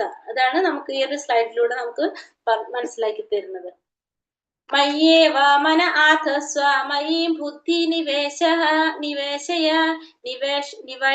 നിവശിഷ്യസി മയ്യേവ അത ഊർധം ന സംശയ. ഇനി എന്താ പറയണത്? പരമദിവ്യോത്തമ പുരുഷനായ എന്നിൽ മനസ്സുറപ്പിച്ച് ബുദ്ധിയെ വ്യാപരിപ്പിക്കുക. അപ്രകാരം നീ എല്ലായ്പ്പോഴും എന്നിൽ തന്നെ വാഴും, സംശയമില്ല. ഇനി ഭക്തിയിലൂടെ ഭഗവാനെ എങ്ങനെ പ്രാപിക്കാന്നുള്ളതാണ് ഭഗവാൻ പറഞ്ഞത്. 8 മുതലുള്ള ശ്ലോകത്തില് 12 വരെയുള്ള ശ്ലോകത്തില് ഭഗവാൻ എന്താ പറഞ്ഞത്? ഭക്തിയിലൂടെ ഭഗവാനെ എങ്ങനെയാണ് പ്രാപിക്കേണ്ടതെന്നാണ് ഭഗവാൻ നമുക്ക് ഈ പറഞ്ഞത്. അപ്പൊ ഭഗവാന്റെ സേവനത്തിൽ ഭക്തിപൂർവ്വം മുഴുകിയിരിക്കുന്ന ഒരാൾക്ക് ഭഗവാനുമായി നേരിട്ടുള്ള ബന്ധമുള്ളത് കൊണ്ട് ആരംഭം മുതൽക്ക് തന്നെ അയാൾക്ക് എങ്ങനെയായിരിക്കും? അതീന്ദ്രിയമായ ഒരു അവസ്ഥയിലായിരിക്കും അയാൾ ഉണ്ടാവില്ല. ആ ഒരു ഭക്തന് ഭൗതിക തലത്തിലായിരിക്കില്ല ജീവിക്കുന്നത്. ഭഗവാനുമായിട്ടുള്ള ഒരു ബന്ധമുണ്ടെങ്കിൽ ഭൗതികതയിലായിരിക്കില്ല അദ്ദേഹം ജീവിക്കുന്നത്. അപ്പൊ നമുക്ക് മനസ്സിലാവണം എന്താണ്? എപ്പോഴും ഭഗവാനില് മനസ്സുറപ്പിച്ച് നമ്മൾ ബുദ്ധിയെ വ്യാപരിപ്പിക്കാൻ ശ്രമിക്കണം. നമ്മളെ ബുദ്ധി എപ്പോഴും ഭഗവാനിൽ വേണ്ടിയിട്ട് ഭഗവാനിലേക്ക് മനസ്സുറപ്പിക്കുക. അപ്രകാരം ചെയ്തു കഴിഞ്ഞാൽ എന്താണ്? എപ്പോഴും നിനക്ക് എന്നിൽ തന്നെ വാഴാനായിട്ട് സാധിക്കുന്നുള്ളൊരു യാതൊരു സംശയമില്ലെന്നാണ് ഭഗവാൻ പറയുന്നത്. ഭഗവാന്റെ തിരുനാമത്തിനും ഭഗവാനും തമ്മിൽ യാതൊരു വ്യത്യാസവുമില്ല. ഭക്തൻ ഹരേ കൃഷ്ണ കൃഷ്ണ കൃഷ്ണ ഹരേ ഹരേ, ഹരേ രാമ രാമ രാമ ഹരേ ഹരേ എന്ന മഹാമന്ത്രം ഉച്ചരിക്കുമ്പോൾ ഭഗവാൻ കൃഷ്ണനും അദ്ദേഹത്തിന്റെ അന്തരംഗ ശക്തിയും ആ നാവിന്മേൽ നൃത്തമാടുകയാണ്. അപ്പോ ഭഗവാന്റെ മഹാമന്ത്രം ഉച്ചരിക്കുമ്പോൾ ഭഗവാൻ കൃഷ്ണനും അദ്ദേഹത്തിന്റെ അന്തരംഗ ശക്തിയും ആ നാവിന്മേൽ നൃത്തമാടുന്നു പറയണം. അപ്പൊ ഭക്തന്മാര് ഭഗവാന്റെ നാമം ജപിക്കുമ്പോ അവിടെ എന്താണ് നടക്കുന്നത്? ഭഗവാനും ഭഗവാന്റെ അന്തരംഗ ശക്തിയും ആ ഭക്തന്റെ നാവിന്മേൽ നൃത്തമാടുകയാണ്. ഭക്തൻ കൃഷ്ണനുമായി നിവേദ്യം അർപ്പിക്കുമ്പോൾ ഭഗവാൻ സ്വയം അത് ആസ്വദിക്കുന്നു. അപ്പൊ ഭക്തന്മാര് ഭഗവാന് വേണ്ടിയിട്ട് നിവേദ്യം അർപ്പിക്കുമ്പോൾ ഭഗവാൻ അത് സ്വയം ആസ്വദിക്കുകയാണ് ചെയ്യുന്നത്. അപ്പൊ അത് ഭഗവാൻ സ്വീകരിച്ചതിന് ശേഷം നമുക്ക് എന്ത് നൽകാണ്? ഭഗവാൻ കാരുണ്യം ചൊരിയാണ് ചെയ്യണം നമുക്ക്. അപ്പൊ അതുകൊണ്ട് തന്നെ അപ്പൊ ഭക്തന്മാർ എപ്പോഴും എങ്ങനെ ഇരിക്കുന്ന പറഞ്ഞത്? അവർക്ക് ഭൗതികതയിലായിട്ട് യാതൊരു ബന്ധവുമില്ല. അവർ ചെയ്യുന്ന എല്ലാ പ്രവർത്തികളും എന്താണ്? അതീന്ദ്രിയമായിരിക്കും. ഭഗവാന് വേണ്ടിയിട്ട് ചെയ്യുന്ന പ്രവർത്തികളായിരിക്കും എന്ന് പറയണം. ഭഗവാനും നാമവും തമ്മിൽ യാതൊരു വ്യത്യാസമില്ല. ഭക്തന്മാര് ഭഗവാന്റെ നാമം ജപിക്കുമ്പോൾ ഭഗവാന്റെ അന്തരംഗ ശക്തിയും ഭഗവാനും ആ നാവിന്മേല് നൃത്തമാടിക്കൊണ്ടിരിക്കുകയാണ് പറയുന്നത്. അഥ ചിത്ത സമാധാതും ന ശക്നോഷി മയി സ്ഥിരം അഭ്യാസയോഗേന തഥോ മാമി ചാപ്തും ധനഞ്ജയ. പ്രിയപ്പെട്ട അർജുന, ധനത്തെ ജയിച്ചവനെ എന്നിൽ മനസ്സുറപ്പിച്ച് നിർത്താൻ നിനക്ക് കഴിയുന്നില്ലെങ്കിൽ ഭക്തിയോഗത്തിന്റെ നിബന്ധനകൾ അനുഷ്ഠിച്ചുകൊണ്ട് എന്നെ പ്രാപിക്കാനുള്ള ആഗ്രഹം വളർത്തുക. അപ്പൊ ഭഗവാൻ എന്താ പറയണത്, ഇതില് പറയാണ്, അർജുനനോട് പറയണത്, ഇപ്പൊ നിനക്ക് എന്നിൽ മനസ്സുറപ്പിച്ച് നിൽക്കാനായിട്ട് സാധിക്കുന്നില്ലെങ്കിൽ, നമ്മൾ പറഞ്ഞു മനസ്സുറപ്പിക്കണം എന്ന് പറഞ്ഞില്ല, എപ്പോഴും എന്നിൽ തന്നെ മനസ്സുറപ്പിച്ച് നിൽക്കണം, ബുദ്ധിയെ എന്നിൽ മനസ്സുറപ്പിച്ച് ബുദ്ധിയെ വ്യാപരിപ്പിക്കുക എന്നാണ് ഭഗവാൻ പറഞ്ഞത്. എപ്പോഴും നീ എന്ത് ചെയ്യണം, എന്നിൽ മനസ്സുറപ്പിച്ച് ബുദ്ധിയെ വ്യാപരിപ്പിക്കാൻ ശ്രമിക്കുക. അപ്പൊ നിനക്ക് അങ്ങനെ മനസ്സുറപ്പിക്കാൻ സാധിക്കണില്ലെങ്കിൽ നീ എന്ത് ചെയ്യണം, നീ ഭക്തിയോഗത്തിന്റെ നിബന്ധനകൾ അനുഷ്ഠിച്ചുകൊണ്ട് എന്നെ പ്രാപിക്കാനുള്ള വഴി വളർത്തുക. അപ്പൊ അങ്ങനെ നിനക്ക് ചെയ്യാൻ സാധിച്ചില്ലെങ്കിൽ നീ എന്ത് ചെയ്യാ, ഭക്തിയോഗത്തിന്റെ നിബന്ധനകള് അനുഷ്ഠിച്ചുകൊണ്ട് എന്നെ പ്രാപിക്കാനുള്ള ആഗ്രഹം വളർത്തണം എന്ന് പറയാം. അപ്പൊ എല്ലാവരുടെ ഹൃദയത്തിലും എന്തുണ്ട്, ഭഗവാനോടുള്ള ഒരു സ്നേഹം ഉറങ്ങി കിടക്കുന്നുണ്ട്. അപ്പൊ അത് പല തരത്തിലാണെന്ന് മാത്രമേ ഉള്ളൂ. അത് വെളിപ്പെടുത്താനായിട്ട് നമ്മൾ എന്താ ചെയ്യണം, ഈ ഭക്തിയോഗത്തിന്റെ രണ്ട് വ്യത്യസ്ത പ്രക്രിയകൾ ഈ ശ്ലോകത്തിലൂടെ പറയണം. ഒന്ന് ഭഗവാനിന് ദിവ്യപ്രേമത്തോടെ യഥാർത്ഥ ആസക്തി വളർത്തിയിട്ട് ചെയ്യുക. ഒന്നെങ്ങനെ ചെയ്യുക, രണ്ട് വ്യത്യസ്ത പ്രക്രിയകളാണ് ഈ ശ്ലോകത്തിൽ പറയണം. ഒന്നാമത്തെ എന്താണ്, പരമദിവ്യോത്തമ പുരുഷനായ ഭഗവാനിൽ ദിവ്യപ്രേമത്തോടെ യഥാർത്ഥമായിട്ടുള്ള ആസക്തി വളർത്തിയിട്ടുള്ള ഒരാൾക്ക് യോജിച്ചത്. അപ്പൊ ശരിക്കും ആ പരമമായ പ്രേമത്തോടെ യഥാർത്ഥത്തിൽ ഭഗവാനോടുള്ള ഒരു ആസക്തി വളർത്തിയിട്ടുള്ള ഒരാൾക്ക് യോജിച്ചതാണ് ഒന്നാമത്തെ. രണ്ടാമത്തെ എന്താണ്, അങ്ങനെ വളർത്താനായിട്ട് ആസക്തി ഉണർന്നു വരാത്തവർക്ക് യോജിച്ചതാണ് രണ്ടാമത്തെ പ്രവൃത്തി പറയുന്നത്. അപ്പൊ ഒന്ന് യഥാർത്ഥത്തിൽ വന്നിട്ടുള്ളവരും, രണ്ടാമത്തെ അത് വരാത്തവർക്ക് അത് ഉണർത്താൻ വേണ്ടിയിട്ടുള്ളത്. അവര് എന്താണ്, പൂർവമായിട്ട് അവര് അങ്ങനെ വരാത്തവർക്ക് വിധിപൂർവകമായിട്ടുള്ള നിബന്ധനകളൊക്കെ ആചരിച്ചുകൊണ്ട് എന്ത് ചെയ്യാൻ സാധിക്കും, അങ്ങനെ ആചരിച്ചുകൊണ്ട് ക്രമേണായ ആസക്തി വളർത്തിയെടുക്കാനായിട്ട് സാധിക്കും. അപ്പൊ തുടർച്ചയായി അവർക്ക് ചെയ്യാൻ സാധിക്കുന്നില്ലെങ്കിൽ അവരെന്ത് ചെയ്യണം, അതൊരു ടൈം ടേബിൾ പോലെ നമ്മൾ സെറ്റ് ചെയ്ത് വെച്ചിട്ട് നമ്മൾ എന്ത് ചെയ്യുക, പ്രാക്ടീസിലൂടെ നമുക്ക് ഭഗവാനെ പ്രാപിക്കാനായിട്ട് നമുക്ക് മനസ്സിനെ എന്ത് ചെയ്യാനായിട്ട് ശ്രമിക്കുക, ഭഗവാനിൽ ഉറപ്പിക്കാനായിട്ട് ശ്രമിക്കുക. അപ്പൊ ചിലർക്കത് സ്വമേധയാ തന്നെത്താനെ വന്നിട്ടുണ്ടാവും, ചിലർക്കത് വന്നിട്ടുണ്ടാവില്ല. അപ്പൊ വന്നവർ അതനുസരിച്ച് ചെയ്യാം, വല്ലാത്തവരാണെങ്കിൽ എന്ത് ചെയ്യണം എന്ന് പറയുന്നത്, തുടർച്ചയായിട്ട് ചെയ്യാനായിട്ട് ശ്രമിക്കാനായിട്ട് അവരെന്ത് ചെയ്യണം, ഡെയിലി ഒരു ടൈം ടേബിൾ പോലെ നമ്മൾ ഇങ്ങനെ ചെയ്ത് പ്രാക്ടീസിലൂടെ നമ്മൾ അതിൽ ശ്രമിച്ചുകൊണ്ടിരിക്കുക. അതാണ് രണ്ടാമത്തെ മാർഗം പറയുന്നത്. അപ്പൊ അങ്ങനെ ക്രമേണ നമുക്ക് എന്ത് വരും, ഭഗവാനിൽ ഒരു ആസക്തി വളർന്നു വന്നുകൊണ്ടിരിക്കും. അപ്പൊ അതിന് നമുക്കൊരു ഈ എന്താ പറയാ, ഈ നിയമങ്ങളൊക്കെ ഇത് അനുസരിക്കാൻ വേണ്ടിയിട്ട്, വിധിപൂർവകമായിട്ടുള്ള നിയമങ്ങളൊക്കെ പരിശീലിക്കാൻ വേണ്ടിയിട്ട്, പരിശീലിക്കാൻ വേണ്ടിയിട്ട് നമുക്ക് ഒരാളുടെ സഹായം വേണം അല്ലെ.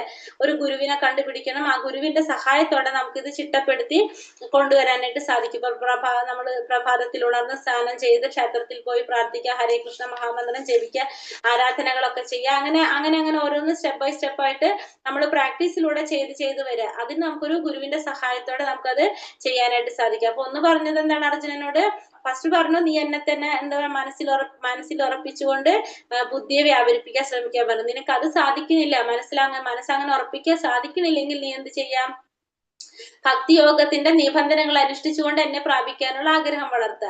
അപ്പൊ അത് ചെയ്യാനായിട്ട് രണ്ട് തരത്തിൽ പറഞ്ഞു. ഒന്ന് സ്വമേധയാ തന്നെ നമുക്ക് ആ ആഗ്രഹമുള്ളവരുണ്ടാവും, അവരുണ്ടെങ്കിൽ അവര് ഡയറക്റ്റ് എന്ത് ചെയ്തുകൊണ്ടിരിക്കുക, ഈ പറഞ്ഞ പോലെ ഭഗവാനെ ധ്യാനിച്ചുകൊണ്ടിരിക്കുക, മനസ്സ് കൺട്രോൾ ചെയ്തുകൊണ്ട്. രണ്ടാമത്തെ കൂട്ടർക്ക് എന്താണ്, അത് ഉണ്ടാവാത്തവർക്ക് പ്രാക്ടീസിലൂടെ ഒരു ഗുരുവിനെ സ്വീകരിച്ച ആ ഗുരുവിന്റെ പരിശീലനത്തിൽ, ഗുരുവിന്റെ നേതൃത്വത്തിൽ എന്ത് ചെയ്യാൻ സാധിക്കും, നമുക്ക് ഈ പറഞ്ഞ പോലെ തന്നെ കൺട്രോൾ ചെയ്തുകൊണ്ട് മനസ്സിനെ വ്യാപരിപ്പിക്കാനായിട്ട്, മനസ്സിനെ നിയന്ത്രിച്ച് ബുദ്ധിയെ വ്യാപരിപ്പിക്കാൻ ശ്രമിക്കുക എന്ന് പറഞ്ഞത്. അതെങ്ങനെയാണ്, പ്രാക്ടീസിലൂടെ.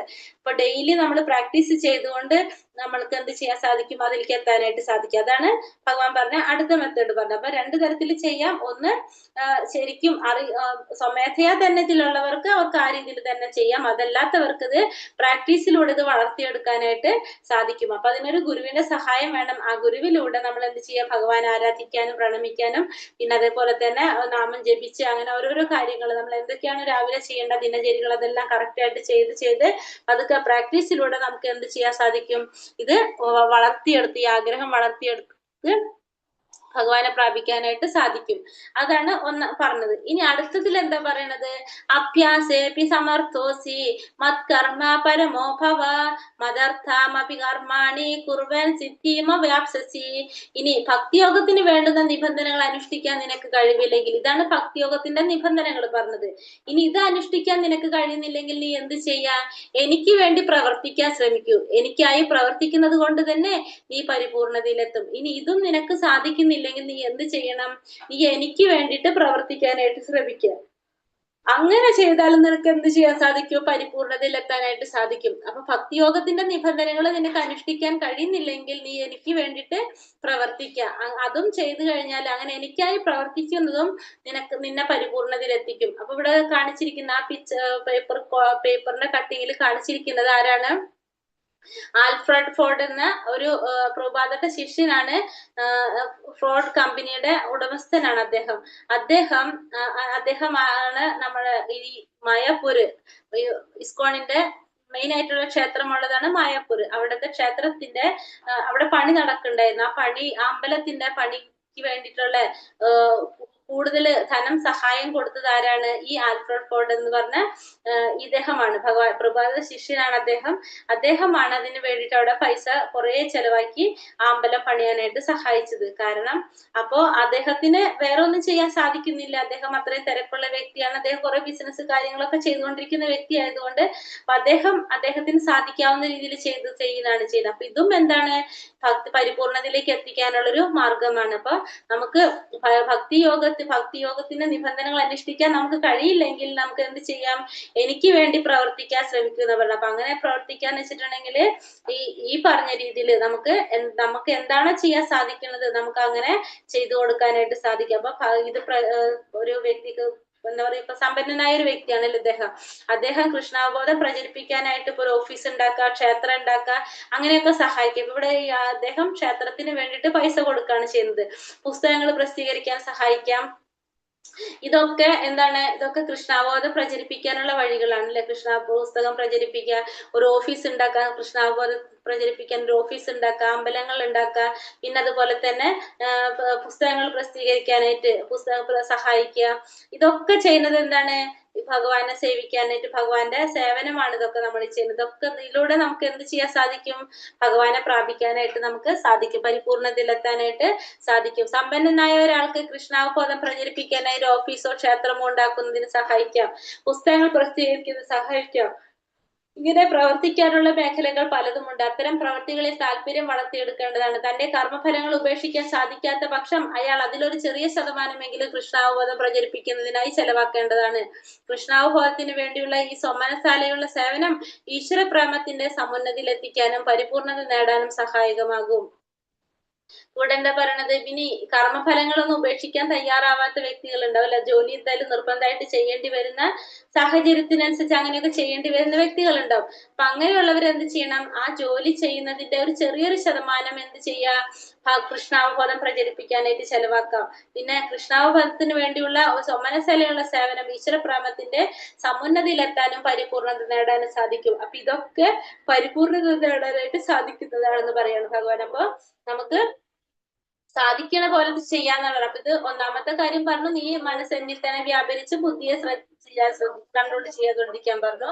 അത് പറ്റണില്ലെങ്കിൽ നീ എന്താണ്? രണ്ടു തരത്തിൽ പറഞ്ഞു. ഒന്ന് സ്വമേധയാ തന്നെ സേവനങ്ങൾ ചെയ്തുകൊണ്ട് പോകുന്നു. രണ്ടാമത്തത് നമുക്ക് എന്ത് ചെയ്യാം? ആ നിബന്ധനകൾ അനുസരിച്ചുകൊണ്ട് ഒരു ആധ്യാത്മിക ഗുരുവിനെ സ്വീകരിച്ച് ആ ഒരു പരിശീലനത്തിലൂടെ നമുക്ക് പരിപൂർണതയിലേക്ക് എത്താനായിട്ട് ശ്രമിക്കാം. ഇനി അത് സാധിക്കുന്നില്ലെങ്കിൽ നിനക്ക് എന്ത് ചെയ്യാൻ സാധിക്കും? നിനക്ക് എന്താണ് പറയണത്? എനിക്ക് വേണ്ടി പ്രവർത്തിക്കാൻ പ്രവർത്തിക്കാൻ സാധിക്കും. അതായത് ഈ പറഞ്ഞ പോലെ തന്നെ ഓഫീസോ എന്താ പറഞ്ഞ അമ്പലം പണിയാൻ സഹായിക്കുക, ഓഫീസ് ഉണ്ടാക്കുക, കൃഷ്ണാവബോധം പ്രചരിപ്പിക്കുന്നതിന് വേണ്ട സംഭവങ്ങൾ ചെയ്യുക, പുസ്തകം പ്രസിദ്ധീകരിക്കാൻ സഹായിക്കുക, അങ്ങനെയുള്ള പ്രവർത്തികളിലൂടെ നിനക്ക് എന്ത് ചെയ്യാൻ സാധിക്കും? പരിപൂർണത നേടാനായിട്ട് സാധിക്കുമെന്ന് ഭഗവാൻ പറഞ്ഞതാണ്. ഇനി അടുത്തതിൽ എന്താ പറയണത്? ഇനി അഥൈദാദപ്യശക്തോസി കർത്തും അത്യോഗമാശ്രിതാഃ സർവകർമ്മ ഫലത്യാഗം തഥാ കുരു യഥാത്മവാൻ. എന്നെ കുറിച്ചുള്ള ഈ ബോധത്തോടു കൂടി പ്രവർത്തിക്കുവാൻ നിനക്ക് കഴിയില്ലെങ്കിൽ സർവകർമ്മ ഫലങ്ങളെയും ത്യജിച്ച് ആത്മസ്ഥിതനായി തീരാൻ ശ്രമിക്കുക. ഇനി ഇതും നിനക്ക് പറ്റണില്ലെങ്കിൽ അടുത്തത് എന്താ പറഞ്ഞിരുന്നു ഭഗവാൻ? ഇനി ഇതും നിനക്ക് പറ്റണില്ലെങ്കിൽ നീ എന്ത് ചെയ്യണം? കൃഷ്ണാവബോധ പ്രവർത്തനങ്ങളുടെ അനുഭാവം കാണിക്കാതെ സാമൂഹ്യമായിട്ടോ ഗാർഹികമായോ മതപരമായ കാരണങ്ങളോ തടസ്സങ്ങളോ ഉണ്ടാക്കി വന്നിട്ടുണ്ടാവും. അതായത് ഇപ്പൊ നമ്മള് എന്താ പറയാ, ഇത് നിനക്ക് ചെയ്യാനായിട്ട് സാധിക്കുന്നില്ലെങ്കിൽ നീ എന്ത് ചെയ്യണം എന്ന് പറയുന്നത്, എല്ലാ കർമ്മഫലങ്ങളും ത്യജിക്കുക. എല്ലാ സകല കർമ്മങ്ങളുടെയും ഫലങ്ങളും ത്യജിച്ച് അത് ഒരു നല്ല കാര്യത്തിന് വേണ്ടി ഉപയോഗിക്കുക. അപ്പൊ കൃഷ്ണാവബോധത്തിൽ താല്പര്യമില്ലാത്തവർ, നമുക്ക് താല്പര്യമുള്ളവർക്ക് എന്ത് ചെയ്യാം, ഒരു ആസ്പത്രിക്ക് അല്ലെങ്കിൽ സാമൂഹ്യ സ്ഥാപനങ്ങളൊക്കെ ഉണ്ടാവുമല്ലോ, അതിനൊക്കെ സംഭാവന ചെയ്യാനായിട്ട് സാധിക്കും, ദാനം ചെയ്യാനായിട്ട് സാധിക്കും. ഇതും എന്താണ്, പ്രത്യക്ഷത്തില് ഒരു കർമ്മഫലത്യാഗം തന്നെയാണ് പറയുന്നത്. അപ്പൊ അങ്ങനെ ചെയ്യുന്നതും എന്തുണ്ടാക്കും, മനഃശുദ്ധി ഉണ്ടാക്കും. അങ്ങനെ കൃഷ്ണാവബോധം ഉൾക്കൊള്ളാനായിട്ട് സാധിക്കും എന്നാ പറയുന്നത്. അപ്പൊ പരമലക്ഷ്യത്തെ മുൻനിർത്തിക്കൊണ്ട് നമുക്ക് ഈ പറഞ്ഞ ഈ രീതിയിൽ നമുക്ക് ത്യാഗങ്ങൾ ചെയ്യാനായിട്ട് സാധിക്കും, ദാനങ്ങൾ ചെയ്യാനായിട്ട് സാധിക്കും. അപ്പൊ അങ്ങനെ നമുക്ക് എന്ത് ചെയ്യാൻ സാധിക്കും, ആത്മീയമായിട്ട് ഉയരാനായിട്ട് നമുക്ക് സാധിക്കും. അപ്പൊ കൃഷ്ണാവബോധത്തിലേക്ക് നേരിട്ട് നമ്മൾ ചെയ്യുന്നതിന് പകരം നമ്മൾ എന്ത് ചെയ്യാണ്, നമ്മൾ ഇത്തരത്തിലുള്ള പ്രവർത്തികൾ ചെയ്യുക. അതായത് നമ്മളുടെ വീട്ടിൽ ചിലപ്പോൾ ബന്ധുക്കൾക്കും സുഹൃത്തുക്കൾക്കൊന്നും നമ്മൾ ഇഷ്ടം ഉണ്ടാവില്ല, കൃഷ്ണാവബോധത്തിൽ പ്രവർത്തിക്കാനൊന്നും ഇഷ്ടം ഉണ്ടാവില്ല.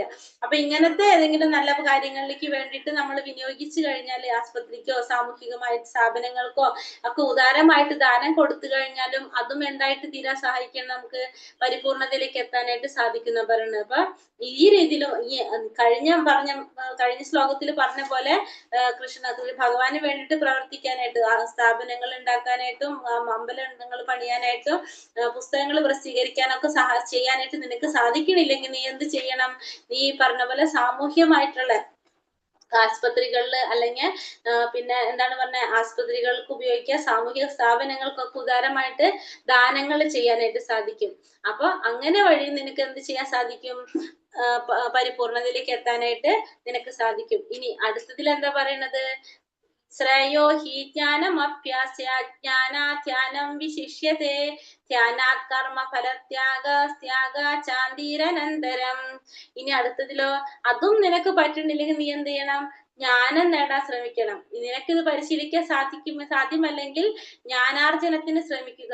ജ്ഞാനത്തെക്കാൾ ശ്രേഷ്ഠമാണ് ധ്യാനം, ധ്യാനത്തെക്കാൾ വിശിഷ്ടമാണ് കർമ്മഫലങ്ങളെ ത്യജിക്കൽ. എന്തെന്നാൽ ത്യാഗത്താൽ മനഃശാന്തി ലഭിക്കുന്നു. അപ്പൊ നീ ഇതും ഈ പറഞ്ഞ മെത്തേഡും നിനക്ക് സാധിച്ചില്ലെങ്കിൽ, സാമൂഹ്യ പ്രവർത്തനങ്ങളൊക്കെ ചെയ്യാന്ന് പറഞ്ഞു, ഇനി ആ മെത്തേഡ് നിനക്ക് ചെയ്യാൻ സാധിച്ചില്ലെങ്കിൽ നീ എന്ത് ചെയ്യണം, ജ്ഞാനം ആർജിക്കാനായിട്ട് ശ്രമിക്കുക, ജ്ഞാനം നേടാനായിട്ട് ശ്രമിക്കുക.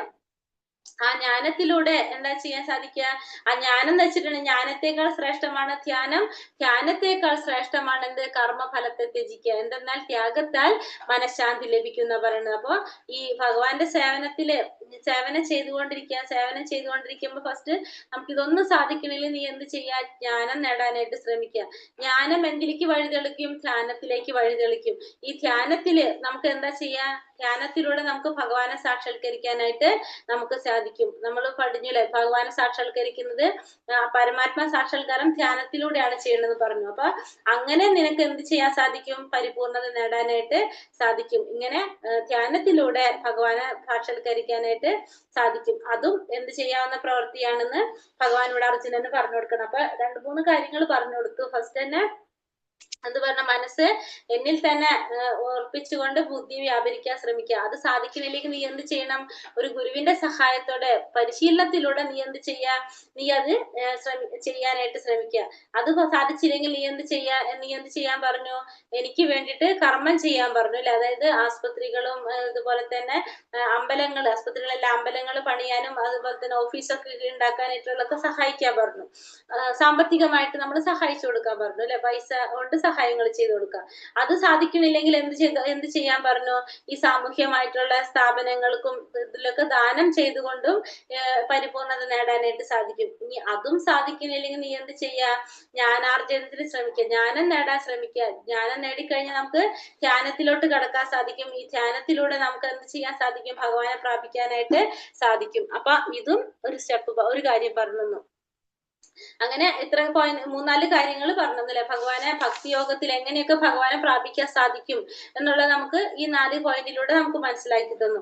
ഇനി അടുത്തതിൽ എന്താ പറഞ്ഞത്, അത്വേഷ്ട സർവഭൂതാനാം മൈത്ര കരുണ ഏവച നിർമ്മമോ നിരഹങ്കാര സമദുഃഖ സുഖാക്ഷമി സന്തുഷ്ട സതതം യോഗി യാഥാത്മാ ദൃഢ നിശ്ചയ മയ്യർപ്പിത മനോബുദ്ധിർയോ മത് ഭക്ത സമേ പ്രിയ. ഇവിടെ ഏത് ഗുണങ്ങളോട് കൂടി വേണം ഒരാൾ ഭഗവാനെ സേവിക്കാൻ എന്നാണ് ഇവിടെ പറഞ്ഞിരുന്നത്. ഒരു വ്യക്തി, ഒരു ഭക്തൻ എങ്ങനെയായിരിക്കണം ഭഗവാനെ സേവിക്കേണ്ടത്, അയാൾക്ക് എന്തൊക്കെ ഗുണങ്ങൾ ഉണ്ടായിരിക്കണം എന്നാണ് ഈ ഒരു ശ്ലോകത്തിൽ നമുക്ക് മനസ്സിലാക്കി തരുന്നത്. എങ്ങനെയാണ്? മാത്സര്യം കൂടാതെ സർവ്വജീവസത്തുക്കൾക്കും സുഹൃത്തായി, ഒന്നിലും അവകാശബോധവും മിഥ്യാഹങ്കാരവും ഇല്ലാതെ, സുഖ ദുഃഖങ്ങളിൽ സമനില കൈക്കൊണ്ട് ക്ഷമാശാലിയും സദാ സംതൃപ്തനായും നിയന്ത്രിതാത്മാവായും മനസ്സും ബുദ്ധിയും എന്നിലുറപ്പിച്ച ദൃഢനിശ്ചയത്തോടെ ഭക്തിയുടെ സേവനം അനുഷ്ഠിക്കുന്ന എന്റെ ഭക്തൻ എനിക്ക് ഏറ്റവും പ്രിയങ്കരനാണ്.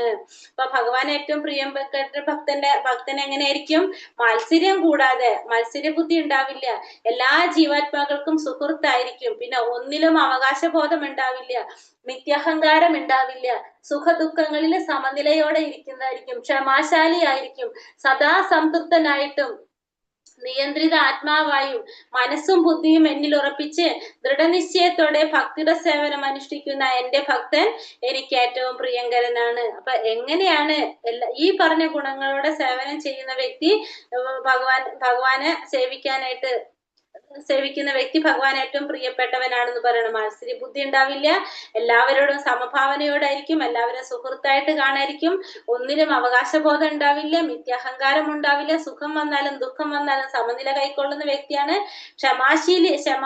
ക്ഷമാശാലിയാണ്, സദാ സംതൃപ്തനും നിയന്ത്രാത്മാവുമാണ്, മനസ്സും ബുദ്ധിയും ഭഗവാന്റെ ഉറപ്പിച്ചുകൊണ്ട് ദൃഢനിശ്ചയത്തോടെ ഭക്തിയുടെ സേവനം ചെയ്യുന്ന ഭക്തൻ ഭഗവാൻ ഏറ്റവും പ്രിയപ്പെട്ടവനാണെന്ന് ഭഗവാൻ ഇവിടെ പറഞ്ഞു തരാണ്. ആ ഭക്തന്മാരെ എപ്പോഴും എന്താ ചിന്തിച്ചുകൊണ്ടിരിക്കുക? എന്തെങ്കിലും ദുഃഖം വരുമ്പോ അവര് ചിന്തിക്കും, ഇത് ഭഗവാന്റെ കാരുണ്യമാണ്, ഇതിനേക്കാളും വലുതെന്തോ വരാനിരുന്നത്, ഇങ്ങനെ മാറിപ്പോയെന്ന് ചിന്തിക്കും അല്ലെ? അങ്ങനെ എല്ലാ സമയത്തും എന്ത് ചിന്തിച്ചുകൊണ്ടിരിക്കുക? ഭയങ്കര പോസിറ്റീവായിട്ട് ചിന്തിക്കുന്നവരായിരിക്കും ഈ ഭക്തന്മാർ. എല്ലാവരോടും ഭയങ്കര എന്താ പറയാ, ശത്രുക്കളോട് പോലും കനിവ് കാട്ടുന്നവരായിരിക്കും ആര്? ഭക്തന്മാര്. യസ്മാൻ നോദിജതേ ലോകോ ലോകോ നോദിജതേ ചയഃ ഹർഷാമർഷ ഭയോദൈർഘ്യർയുക്തോ മുക്തോ യാസാചമേ പ്രിയ. ആരാലാണോ ആർക്കും ബുദ്ധിമുട്ടുകളൊന്നും ഇല്ലാത്തത്, ആരാണോ ഏതൊരുവരാലും അസ്വസ്ഥനായി തീരാത്തത്, സുഖദുഃഖങ്ങളിലും ഭയോത്കണ്ഠകളിലും സമചിത്തനായിരിക്കുന്നവരാരാണോ, അങ്ങനെയുള്ള ഭക്തൻ എനിക്ക് ഏറ്റവും പ്രിയപ്പെട്ടവനാണ്. ഇനി എന്താ പറയുന്നത് അടുത്തതില്? ആരാലാണോ ആർക്കും ബുദ്ധിമുട്ടുകളൊന്നും ഇല്ലാത്തത്.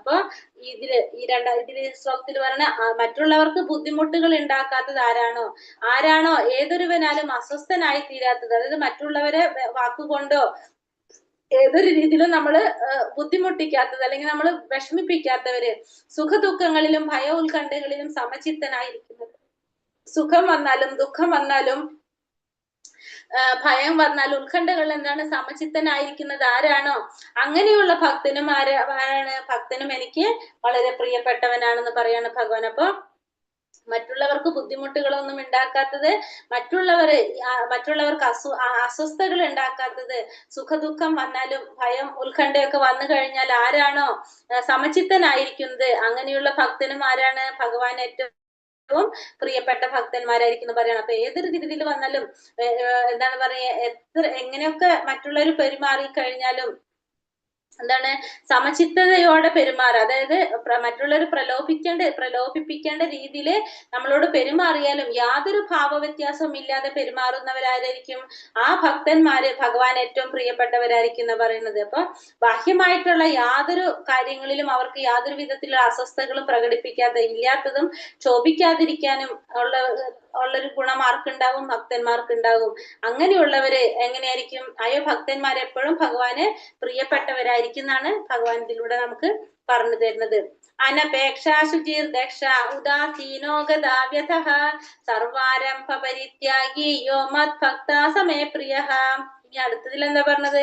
സാധാരണ കർമ്മക്രമങ്ങളെ ഒന്നിനെയും ആശ്രയിക്കാത്തവനും വിശുദ്ധനും നിപുണനും ഉത്കണ്ഠ വ്യഥ എന്നിവയില്ലാത്തവനും ഫലമുദ്ദേശിച്ച് പ്രവർത്തിക്കാത്തവനുമായ എന്റെ ഭക്തൻ എനിക്ക് ഏറ്റവും പ്രിയപ്പെട്ടവനാണ്.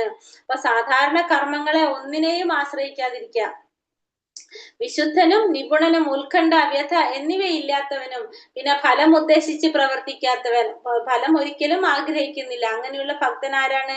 എനിക്ക് ഏറ്റവും പ്രിയപ്പെട്ട. ഒരു ഭക്തന് ആരെങ്കിലും പണം നൽകുകയാണെങ്കിൽ എന്താണ് അത് ആരെങ്കിലും പണം നൽകുകയാണെങ്കിൽ അത് തെറ്റില്ല. പക്ഷെ ആ പണം ആ ഭക്തന് വേണ്ടിയിട്ട് ഉപയോഗിക്കാതെ ഭഗവാന്റെ കാരുണ്യം കൊണ്ട് ഭഗവാന് വേണ്ടിയിട്ട് ഉപയോഗിക്കുകയാണെങ്കിൽ എന്താണ് അത് അതിലെന്ത് സംഭവിക്കണം, അയാൾക്ക് യാതൊരു പ്രശ്നം ഉണ്ടാവുന്നില്ല. അതെന്ത് ചെയ്യാണ്, അയാള് ഭഗവാന്റെ കാര്യങ്ങൾക്ക് വേണ്ടിയിട്ട് നമുക്ക് ഉപയോഗിക്കാവുന്നതാണ്. ഭക്തൻ പതിവായി ഭക്തിയുടെ സേവനത്തിൽ ഏർപ്പെട്ട് എഴുന്നേറ്റ് ഭക്തിയുടെ സേവനങ്ങൾ ചെയ്തുകൊണ്ടിരിക്കും. അതേപോലെ തന്നെ സ്നാനം ചെയ്യുക, ഈ പറഞ്ഞ എല്ലാ കാര്യങ്ങളും അദ്ദേഹം ചെയ്യുന്നത് ആർക്ക് വേണ്ടിയിട്ടാണ്? ഭഗവാന് സമർപ്പിച്ചുകൊണ്ടാണ് ചെയ്യുന്നത്. ഭഗവാനെ വേണ്ടിയിട്ട് ഇങ്ങനെ പ്രവർത്തിച്ചു കൊണ്ടിരിക്കുന്ന വ്യക്തിയായിരിക്കും. അപ്പൊ ചെയ്യുന്ന ഓരോ കാര്യം അയാൾ എന്തിനു വേണ്ടിയിട്ടാണ്? ഭഗവാന് സമർപ്പിച്ച് ഭഗവാന് വേണ്ടിയിട്ട് ചെയ്യായിരിക്കും ചെയ്തത്, അല്ലെ? അപ്പൊ ഭക്തിയുടെ സേവനങ്ങളിൽ മുഴുകിക്കൊണ്ടിരിക്കുക, അതിനു വേണ്ടിയിട്ട് എന്ത് ക്ലേശവും സഹിക്കാൻ തയ്യാറാവുക, ഇതൊക്കെ ആരുടെ ലക്ഷണമാണ്? അങ്ങനെയുള്ള ഒരു ഭക്തന്റെ ലക്ഷണമാണ് ഇതൊക്കെ. അപ്പൊ ഇങ്ങനെ ഏതൊരു പ്രവൃത്തിയും ഫലം ആഗ്രഹിക്കാതെ മറ്റുള്ളവർക്ക് വേണ്ടി ചെയ്യുക. അപ്പൊ നമുക്കറിയാം ശ്രീല പ്രഭുപാദർ, അദ്ദേഹം കുറെ ബുക്കുകൾ നമുക്ക് തന്നിട്ടുണ്ടല്ലേ. അദ്ദേഹത്തിന്റെ ബുക്കുകളിലൂടെയാണ് നമ്മളിപ്പോ ഈ ഭഗവാനെ കുറിച്ച് ഇത്രയും നമുക്ക് മനസ്സിലാക്കാനായിട്ട് സാധിക്കുന്നത് തന്നെ. അപ്പൊ ഇത് അദ്ദേഹം എന്തിനു വേണ്ടിയിട്ട് ഇതൊക്കെ ചെയ്തത്? ഫലം ആഗ്രഹിച്ചുകൊണ്ട് ചെയ്തതാണ്. അദ്ദേഹത്തിന്റെ പേരും പ്രശസ്തിയും കിട്ടാനല്ല ഇതൊന്നും ചെയ്തത്. കാരണം ഭഗവാനെ കുറിച്ച് മറ്റുള്ളവരിൽ എത്തിക്കുക എന്നുള്ളതായിരുന്നു ആരുടെ ലക്ഷ്യം? പ്രഭുപാദരുടെ ലക്ഷ്യം. അങ്ങനെയുള്ള ഭക്തന്മാര് ഭഗവാൻ ഏറ്റവും പ്രിയപ്പെട്ടവരാണെന്ന് പറഞ്ഞു. അപ്പൊ നമ്മള് ഭഗവത്ഗീത പഠിച്ചു കഴിഞ്ഞാൽ നമ്മൾ എന്ത് ചെയ്യരുത്? നമ്മൾ വെറുതെ ഇരിക്കാതെ നമ്മളത് മറ്റുള്ളവർക്ക് പറഞ്ഞു കൊടുക്കാനായിട്ട് ശ്രമിക്കണം. കാരണം എല്ലാവർക്കും ആ ഒരു അജ്ഞാനം, എല്ലാവരുടെ ഉള്ളിലുള്ള ഈ ഒരു അജ്ഞാനം എന്താണ്? അത് കളയേണ്ടതാണ്. കാരണം അത് ഭക്തന്മാരുടെ ഉത്തരവാദിത്തമാണ്. ഭഗവത്ഗീത മനസ്സിലാക്കി കഴിഞ്ഞാൽ, ആ ഒരു ജ്ഞാനം നേടിക്കഴിഞ്ഞാൽ എന്ത് ചെയ്യണം? മറ്റുള്ളവരിലേക്കും കൂടി അത് പകർന്നു കൊടുക്കാനായിട്ട് ശ്രമിക്കണം. യോന ഹൃഷ്യതി ന ദ്വേഷ്ടി ന ശോചിത ന കാംക്ഷതി ശുഭാശുഭ പരിത്യാഗി ഭക്തിമാൻ സമേ പ്രിയ. ഇനി സന്തോഷിക്കുകയോ ദ്വേഷിക്കുകയോ ദുഃഖിക്കുകയോ ആഗ്രഹിക്കുകയോ ചെയ്യാത്തവനും ശുഭങ്ങളെയും അശുഭങ്ങളെയും ത്യജിച്ചവനുമായ ഭക്തൻ എനിക്ക് ഏറ്റവും പ്രിയപ്പെട്ടവനാണ്. ഇനി എന്താ പറയണത്? സന്തോഷിക്കുക, ദേഷിക്കുക, ദുഃഖിക്കുകയോ പിന്നെന്താണ് ആഗ്രഹിക്കുകയോ ചെയ്യാത്തവനും ശുഭങ്ങളെയും അശുഭങ്ങളെയും ത്യജിച്ചവനുമായിട്ടുള്ള ഭക്തൻ എനിക്ക് ഏറ്റവും പ്രിയപ്പെട്ടവനാണ്. അപ്പൊ ഒരു വിശുദ്ധ ഭക്തന് ഭൗതികമായിട്ടുള്ള നഷ്ടമോ ലാഭമോ എന്തുണ്ടായാലും സന്തോഷമോ സന്താപമോ ഒന്നിനും തോന്നാറില്ല. കാരണം എല്ലാത്തിലും അയാൾ സമഭാവനയോടെയാണ് പ്രവർത്തിക്കുന്നത്, സമഭാവനയോടെയാണ് എല്ലാതും കരുതുന്നത്. കാരണം ഒരു തരത്തിലും ഒന്ന് ലഭിച്ചാല് സന്തോഷം ഉണ്ടാവില്ല, എന്തെങ്കിലും ഒരു വസ്തു അത് ലഭിച്ചില്ലെങ്കിലും അയാൾക്കൊന്നും ബാധിക്കുന്നില്ല. കാരണം എന്തെങ്കിലും നഷ്ടമാവുമ്പോഴും അയാൾക്ക് പ്രയാസം ഉണ്ടാവില്ല, എന്തെങ്കിലും നേടുമ്പോഴും അയാൾക്കൊന്നും തോന്നുന്നില്ല. കാരണം അങ്ങനെയായിരിക്കും ആര്? ഭക്തന്മാര്. എല്ലാത്തിലും ഒരേപോലെ ഒരേ സമഭാവനയോടെ കാണുന്നവരാണ് ഭക്തന്മാരെ എപ്പോഴും. ഇപ്പോ ഒരാൾ നമ്മളെ അടുത്ത് ഉപദ്രവിക്കാൻ വന്നാലും അവരോട് എന്താണ് തോന്നുന്നില്ല? അവരോട് യാതൊരു വിധത്തിലുള്ള വിദ്വേഷം ഭക്തന്മാർക്ക് തോന്നുന്നില്ല. ഭക്തപ്രഹ്ലാദൻ അല്ലെ, പ്രഹ്ലാദകുമാരനെ നമുക്കറിയാം, അദ്ദേഹത്തിന്റെ അച്ഛൻ വളരെയധികം ഉപദ്രവിച്ചിട്ടുണ്ടായിരുന്നു. പല രീതിയിലും അദ്ദേഹത്തെ ഉപദ്രവിച്ച് വധിക്കാനായിട്ട് നോക്കിയിട്ടുണ്ടായിരുന്നു. പക്ഷെ യാതൊരു തരത്തിലുള്ള വൈരാഗ്യം ആർക്കുണ്ടായിരുന്നില്ല? ഈ പ്രഹ്ലാദകുമാരൻ അച്ഛനോട് ഉണ്ടായിരുന്നില്ല. കാരണം ആ ഒരു ഭക്തൻ എപ്പോഴും അങ്ങനെയായിരിക്കും. ഭക്തൻ ഒരിക്കലും മറ്റുള്ളവരോട് യാതൊരു തരത്തിലുള്ള വൈരാഗ്യമോ ദേഷ്യമൊന്നും ഉണ്ടാവണമെന്നില്ല. സമാശത്രൗച മിത്രേച്ച തഥാ മാനാപമാനയോഃ ശീതോഷ്ണ സുഖ ദുഃഖേഷു സമാസംഗ വിവർജിതഃ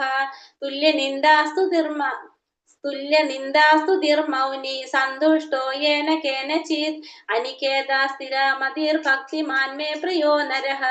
ശത്രുക്കളിലും മിത്രങ്ങളിലും സമഭാവനയോടെ മാനാപമാനങ്ങൾ, ശീതോഷ്ണങ്ങൾ, സുഖദുഃഖങ്ങൾ, ആദരവും അനാദരവും, യശസ്, ദുഷ്കീർത്തി എന്നീ ദ്വന്ദ്ങ്ങൾ ഒരേ വിധം കൈക്കൊണ്ട് അസത്സംഗത്തിൽ നിന്ന് എല്ലായ്പ്പോഴും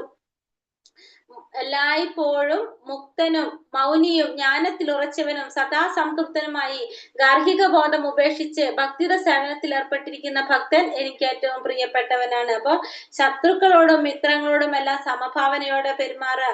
മാനവും അപമാനവും, ശീതവും ഉഷ്ണം വന്നാലും, സുഖവും ദുഃഖവും വന്നാലും, ആദരവും അനാദരവ്, യശസ്, ദുഷ്കീർത്തി എന്നീ ദ്വന്ദ്ങ്ങളെ ഒരേ വിധം കൈക്കൊണ്ട് അസത് സംഘത്തിൽ നിന്ന് എല്ലായ്പ്പോഴും മുക്തനായിക്കൊണ്ട് മൗനിയും ജ്ഞാനത്തിൽ ഉറച്ചവനും സദാ സംതൃപ്തനുമായി ഗാർഹിക ബോധം ഉപേക്ഷിച്ച് ഭക്തിയുത സേവനത്തിൽ ഏർപ്പെട്ടിരിക്കുന്ന ഭക്തൻ ഭഗവാൻ ഏറ്റവും പ്രിയപ്പെട്ടവനാണ്. അപ്പൊ ഏത് രീതിയിലും നമ്മൾക്ക് പ്രകോപനം ഉണ്ടായി കഴിഞ്ഞാലും ആ ഭക്തന്മാർക്ക് ഒരിക്കലും എന്തുണ്ടാകുന്നില്ല?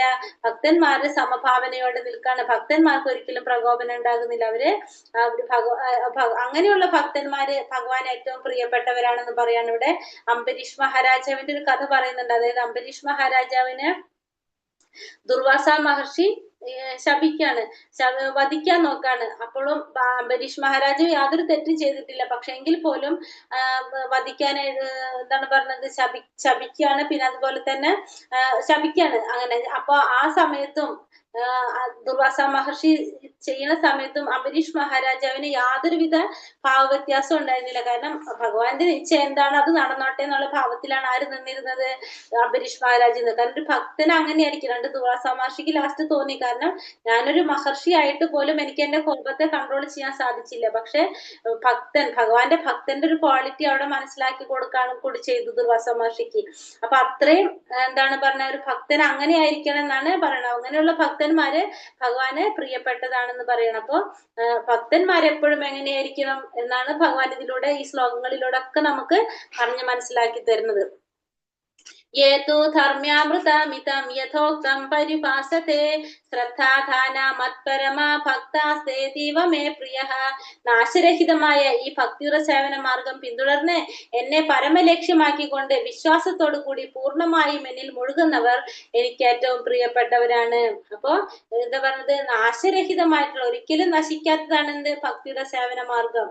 അത് പിന്തുടർന്ന് എന്നെ പരമലക്ഷ്യമാക്കിക്കൊണ്ട് ഭഗവാനെ ലക്ഷ്യമാക്കി ഭഗവാന്റെ വിശ്വാസത്തോടെ പൂർണ്ണമായും മുഴുകുന്നവർ എനിക്ക് ഏറ്റവും പ്രിയപ്പെട്ടവരാണ്. അപ്പൊ ഭഗവാനിലെ ആസക്തിയോടെ ഭഗവാനെ പൂർണ്ണമായിട്ട് മുഴുകുന്നവര് ഭഗവാനും ഏറ്റവും പ്രിയപ്പെട്ടവരാണെന്ന് പറയാം. ഭഗവാനായിരിക്കണം അവരുടെ പരമലക്ഷ്യം. അങ്ങനെയുള്ള ഭക്തന്മാര് ഭഗവാന് ഏറ്റവും പ്രിയപ്പെട്ടവരാണെന്ന് പറയാണ്. അപ്പൊ അർജുനൻ ഇതിൽ ചോദിച്ചത് ഒരേ ഒരു ചോദ്യമായിരുന്നില്ലേ, വ്യക്തി ശൂന്യവാദികളാണോ ഭഗവാന്റെ സേവനം ചെയ്യുന്നവരാണ് ആരാണ് ഉത്തമൻ എന്നാണ് ചോദിച്ചത്. അപ്പൊ അതിൽ ഭഗവാൻ പറഞ്ഞു കൊടുത്തു, ഭഗവാന്റെ സേവനം ചെയ്യുന്ന ഭക്തിയുടെ സേവനം ചെയ്യുന്നവരാണ് ഏറ്റവും പെട്ടെന്ന് ആത്മസാക്ഷാത്കാരത്തിൽ എത്തുന്നത് എന്നും അതാണ് ഏറ്റവും ശ്രേഷ്ഠമായ ഒരു പ്രക്രിയ എന്നുള്ളതും ഭഗവാനോട് പറഞ്ഞു കൊടുത്തു. പക്ഷെ മറ്റുള്ളവർക്കും എത്താൻ സാധിക്കും, പക്ഷെ അതിന് സമയം പിടിക്കും. അപ്പൊ ഏറ്റവും ശ്രേഷ്ഠമായത് ഭക്തിയുടെ സേവനമാണെന്ന് ഈ അധ്യായത്തിൽ ഭഗവാൻ പറഞ്ഞു കൊടുക്കുകയാണ്. ഇതിൽ മുഴുവനും നമുക്ക് എന്താ പറഞ്ഞത്, ഭക്തിയുടെ സേവനത്തെ കുറിച്ചും ഭക്തനെ കുറിച്ചും ഭക്തന്റെ ക്വാളിറ്റികളെ കുറിച്ചും ഭഗവാൻ ഏറ്റവും പ്രിയപ്പെട്ടവരായത് ഭക്തന്മാരെ എങ്ങനെയുള്ളവരായിരിക്കും നമുക്ക് ഈ അധ്യായത്തിൽ പറഞ്ഞ ഭക്തിയോഗത്തില്. ഇതിലാകെ 20 ശ്ലോകമുള്ള ആ ശ്ലോകം മുഴുവനും ഭക്തിയെ കുറിച്ച് മാത്രമാണ് നമുക്ക് പറഞ്ഞത്. എങ്ങനെയാണ് ഓരോ സമയത്ത് ഓരോന്ന് ചെയ്യേണ്ടത് എന്നുള്ളതാണ് ഈ ഒരു അധ്യായത്തിൽ നമുക്ക് പറഞ്ഞ് മനസ്സിലാക്കി തരുന്നത്. ചെറിയൊരു അധ്യായമാണിത്. ഹരേ കൃഷ്ണ. ഹരേ കൃഷ്ണ ഹരേ കൃഷ്ണ കൃഷ്ണ കൃഷ്ണ ഹരേ ഹരേ, ഹരേ രാമ രാമ രാമ ഹരേ ഹരേ. എന്താണ് ഈ അധ്യായത്തിലെ ഫസ്റ്റ് ചോദ്യം പറയാം നമുക്ക്. ഫസ്റ്റ് ചോദ്യം എന്തായിരുന്നു, ഭഗവാന്റെ അഭിപ്രായത്തിൽ കൂടുതൽ പരിപൂർണതയുള്ളവർ ആരാണ്? മനസ്സുറപ്പിച്ച് ഭഗവാന് വ്യക്തി രൂപത്തിൽ മനസ്സുറപ്പിച്ച് ചെയ്യുന്നത്. അതായത് ഭക്തി സേവനം ചെയ്യുന്നവരാണ് ഏറ്റവും പരിപൂർണതയുള്ളവരെന്നാണ് ആര് പറയുന്നത്, ഭഗവാൻ പറയുന്നത്. വ്യക്തിഗത ഭാവത്തിൽ ഭഗവാൻ ആരാധിച്ച് ഭക്തിയുടെ സേവനം ചെയ്യുന്നവരാണ് ഏറ്റവും പരിപൂർണതയുള്ളവരെന്നാണ് ഭഗവാൻ ഇവിടെ പറഞ്ഞു തരുന്നത്. ഭക്തിയോഗവും ജ്ഞാനയോഗവും തമ്മിലുള്ള വ്യത്യാസം എന്താണ്? ഭഗവാനെ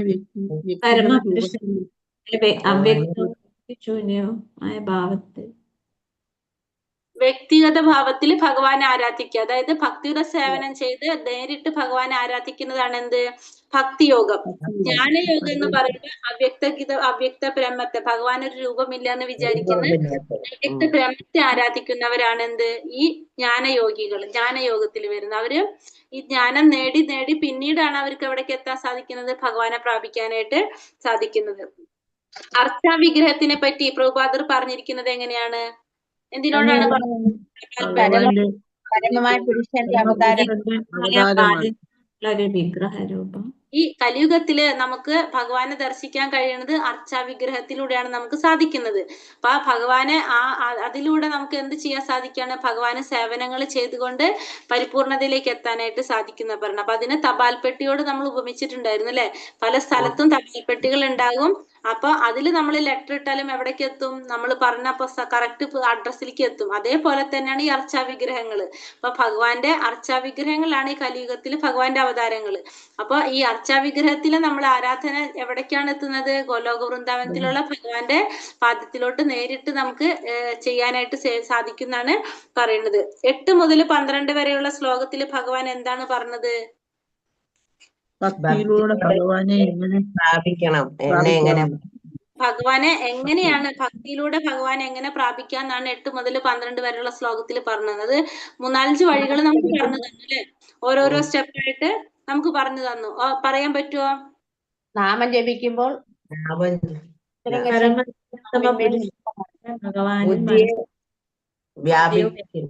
വ്യാപിപ്പിക്കാം. ഭഗവാനെ മനസ്സിൽ വ്യാപിച്ച് ബുദ്ധി അതൊന്നാമത്തെ കാര്യം പറഞ്ഞത്. രണ്ടാമത്തെ മന്ത്രം ഹരേ രാമ മന്ത്രം ചൊല്ലും. ഭഗവാന്റെ മഹാമന്ത്രം ജപിക്കുമ്പോൾ നാവിന്മേൽ നൃത്തമാടും. ഭഗവാനും സാധാരണ നാവിന്മേൽ നൃത്തമാടുന്നു എന്ന് പറഞ്ഞു. പിന്നത്തെ പോയിന്റിൽ നൈവേദ്യം അർപ്പിക്കുമ്പോൾ ഭഗവാൻ സന്തോഷം സാധിക്കും. അത് നമ്മൾ ഫസ്റ്റത്തിൽ പറഞ്ഞു. ഇനി അടുത്ത പോയിന്റിൽ എന്താ പറഞ്ഞത്? മത്സരം കൂടാതെ നിർത്താൻ കഴിഞ്ഞാൽ ഭക്തിയോഗത്തിന്റെ നിബന്ധനകൾ അനുഷ്ഠിച്ചുകൊണ്ട് എന്നെ പ്രാപിക്കാൻ കഴിയും എന്ന് പറഞ്ഞു. അതായത് ഒന്നുകിൽ നീ എന്ത് ചെയ്യണം? ഫസ്റ്റ് പറഞ്ഞു മനസ്സിൽ ഉറപ്പിച്ച് ബുദ്ധി വ്യാപരിക്കാൻ പറഞ്ഞു. ഇനി നിനക്ക് മനസ്സ് ഉറപ്പിക്കാൻ സാധിക്കണില്ലെങ്കിൽ നീ എന്ത് ചെയ്യാം? ചിന്തനങ്ങൾ ചെയ്യാൻ പറഞ്ഞു. അപ്പൊ ഒന്ന് നോർമലി നമ്മൾ ചെയ്യണ പോലെ ചെയ്തു പോകുക. അല്ലെങ്കിൽ നീ എന്ത് ചെയ്യണം? പ്രാക്ടീസിലൂടെ ചെയ്യാം. ഒരു ഗുരുവിന്റെ സഹായത്തോടെ അത് പ്രാക്ടീസ് ചെയ്ത് നിനക്ക് അതിലേക്ക് എത്താനായിട്ട് സാധിക്കും എന്ന് പറഞ്ഞു. ഇനി അതും നിനക്ക് സാധിക്കണില്ലെങ്കിൽ അടുത്ത സ്റ്റെപ്പ് എന്ത് പറഞ്ഞു കൊടുത്തു? സുഖദുഃഖങ്ങളിൽ സമനില. അല്ല അടുത്തത് എങ്ങനെയാ പറഞ്ഞു കൊടുത്തത്? അത് ചെയ്യാൻ സാധിച്ചില്ലെങ്കിൽ നീ അമ്പലങ്ങളില് പുസ്തകങ്ങൾ പ്രസിദ്ധീകരിക്കുക. അതെ, അങ്ങനെ നമുക്ക് സഹായിക്കാൻ പറ്റും. അതായത് ഭഗവാന്റെ അമ്പലങ്ങൾ പണിയാൻ സഹായിക്കുക, ഓഫീസ് ക്ഷേത്രമൊക്കെ ഉണ്ടാക്കാൻ സഹായിക്കുക, പുസ്തകങ്ങൾ പ്രസിദ്ധീകരിക്കാൻ സഹായിക്കുക. അങ്ങനെ നമ്മള് പൈസ സഹായങ്ങൾ ചെയ്തുകൊണ്ട് നമുക്ക് എന്ത് ചെയ്യാം? അതും അങ്ങനെ ഭഗവാനെ പ്രാപിക്കാനായിട്ട് പരിപൂർണത നേടാനായിട്ട് സാധിക്കും. ഒരു ഉദാഹരണം പറഞ്ഞു, ആൽഫ്രഡ് ഫ്രോഡ് എന്ന് പറഞ്ഞ ഒരാളെ കുറിച്ച് നമ്മൾ പറഞ്ഞു അല്ലെ. ഇനി അതും നിനക്ക് ചെയ്യാൻ സാധിക്കില്ലെങ്കിൽ അടുത്തത് എന്താ പറയുന്നത്? അല്ലെങ്കിൽ സാമൂഹ്യ സേവനമൊക്കെ ചെയ്തിട്ട് ആസ്പത്രി പോലെയുള്ള സാമൂഹ്യ സ്ഥലത്തില് പിന്നെ അങ്ങനത്തെ സ്ഥലങ്ങളിൽ ദാനങ്ങളൊക്കെ ചെയ്തുകൊണ്ട് നമുക്ക് സാമൂഹ്യ സേവനങ്ങൾ ചെയ്തുകൊണ്ട് നമുക്ക് പരിപൂർണതയിലേക്ക് എത്താനായിട്ട് ശ്രമിക്കാം. ആ ഒരു സ്റ്റെപ്പ് നേടാൻ സാധിച്ചില്ലെങ്കിൽ അടുത്ത ലാസ്റ്റ് വേറെ എന്താ പറഞ്ഞത്? ശ്രമിക്കുക. ജ്ഞാനാർജനത്തിന് ശ്രമിക്കുക. ജ്ഞാനത്തെക്കാൾ ശ്രേഷ്ഠമാണ് ധ്യാനം. അതെ, അങ്ങനെ. അപ്പൊ ഇത്രയും കാര്യങ്ങൾ നമുക്ക് ഭഗവാൻ എന്ത് പറഞ്ഞു? അപ്പൊ 3-4 കാര്യങ്ങൾ പറഞ്ഞു. അപ്പൊ ഇതിൽ ഏതെങ്കിലും ഒരെണ്ണം നമുക്ക് പ്രാക്ടിക്കലി നമുക്ക് ചെയ്യാനായിട്ട് സാധിക്കുന്നത് നമുക്ക് ചെയ്ത് എന്തിലേക്ക് ഉയരാൻ പറ്റും? ഭക്തിയിലോട്ട്, അതായത് ഭഗവാനെ പ്രാപിക്കാനായിട്ട് നമുക്ക് സാധിക്കും. ഇനി എങ്ങനെയുള്ള ഭക്തനാണ് ഭഗവാൻ ഏറ്റവും പ്രിയപ്പെട്ടെന്ന് ഭഗവാൻ പറഞ്ഞു? കൂടാതെ സർവജീവിയും സുഹൃത്തായും അവകാശബോധവും മിഥ്യാഹങ്കാരവും ഇല്ലാതെ സമനില കൈക്കൊണ്ട് ക്ഷമാശാലിയും സദാസംതൃപ്തനും ഭക്തിയുടെ സേവനം എത്തിക്കുന്നവര്. പിന്നെയും പറഞ്ഞിട്ടുണ്ടായിരുന്നില്ല, സുഖദുഃഖങ്ങളില് എന്റെ ഭക്തന് എനിക്ക് ഏറ്റവും പ്രിയപ്പെട്ട സമനില കൈക്കൊണ്ടവരായിരിക്കും. പിന്നെയും പറഞ്ഞു, ആർക്കും സാധാരണ കർമ്മക്രമമായ ഒന്നിനെയും ആശ്രയിക്കാത്തവൻ, വിശുദ്ധൻ, നിപുണൻ, ഉത്കണ്ഠ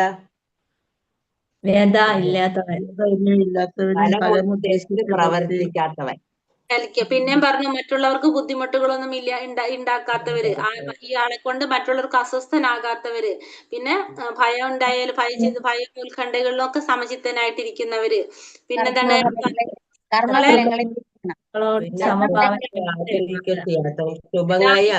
അശുഭങ്ങളെയും ത്യജിച്ചവൻ. സന്തോഷിക്കുകയോ ദേഷിക്കുകയോ സുഖിക്കുകയോ ആഗ്രഹിക്കുകയോ ചെയ്യാത്തവൻ, ശുഭങ്ങളും അശുഭങ്ങളൊക്കെ ത്യജിച്ചവൻ, ശത്രുക്കളെ സമഭാവനയായി കാണുന്നവൻ, പിന്നെ കർമ്മഫലങ്ങളെ ത്യജിക്കണം. അനാദരവ്, യശസ്, ദുഷ്കീർത്തി എന്നീ കാര്യങ്ങളെ ഓരോവിധം കൈകൊണ്ട് അസത് സംഘത്തിൽ നിന്ന് മുക്തനായിരിക്കുന്നവൻ. ഇങ്ങനെയുള്ള ഭക്തന്മാരൊക്കെ എന്താണ്?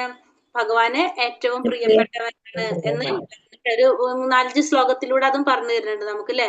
അപ്പൊ ഈ അധ്യായത്തില് ഭഗവാൻ എന്തിനെ കുറിച്ച് പറഞ്ഞ ഭക്തിയെ കുറിച്ച് മാത്രമാണ് ഈ ഭക്തിയോഗം എന്ന് പറഞ്ഞ ഈ അധ്യായത്തിൽ പറഞ്ഞിരിക്കുന്നത്. നല്ല ഒരു അധ്യായമാണ്. നമുക്ക് പ്രാക്ടിക്കൽ ആക്കാൻ ചെയ്യേണ്ട കാര്യങ്ങളാണ് ഇതിൽ പറഞ്ഞിരിക്കുന്നത്. ഒരു ഭക്തൻ എങ്ങനെ ആയിരിക്കണം എന്ന് പറഞ്ഞു, പ്രിയങ്കരനായിട്ടുള്ള. അതുപോലെ തന്നെ എങ്ങനെയാണ് നമുക്ക് ഇതിലേക്ക് മുന്നേറാനായിട്ട് സാധിക്കാന്നും പറഞ്ഞു അല്ലെ. നമ്മള് പരിപൂർണതയിലേക്ക് എത്താൻ വേണ്ടിയിട്ട് നമുക്കൊരു 4 കാര്യങ്ങൾ പറഞ്ഞു തന്നു. അപ്പൊ നമുക്ക് ഏതെങ്കിലും ഒരെണ്ണം നമുക്ക് ചെയ്തു നോക്കാനായിട്ട് സാധിക്കുന്നു. ആ ഈ രീതിയിലാണ് നമുക്ക് പറഞ്ഞത്. അപ്പൊ ഹരേ കൃഷ്ണ, നല്ലൊരു അധ്യായമാണിതും ഭക്തിയോഗം. അപ്പൊ ഇന്ന് നമ്മളെ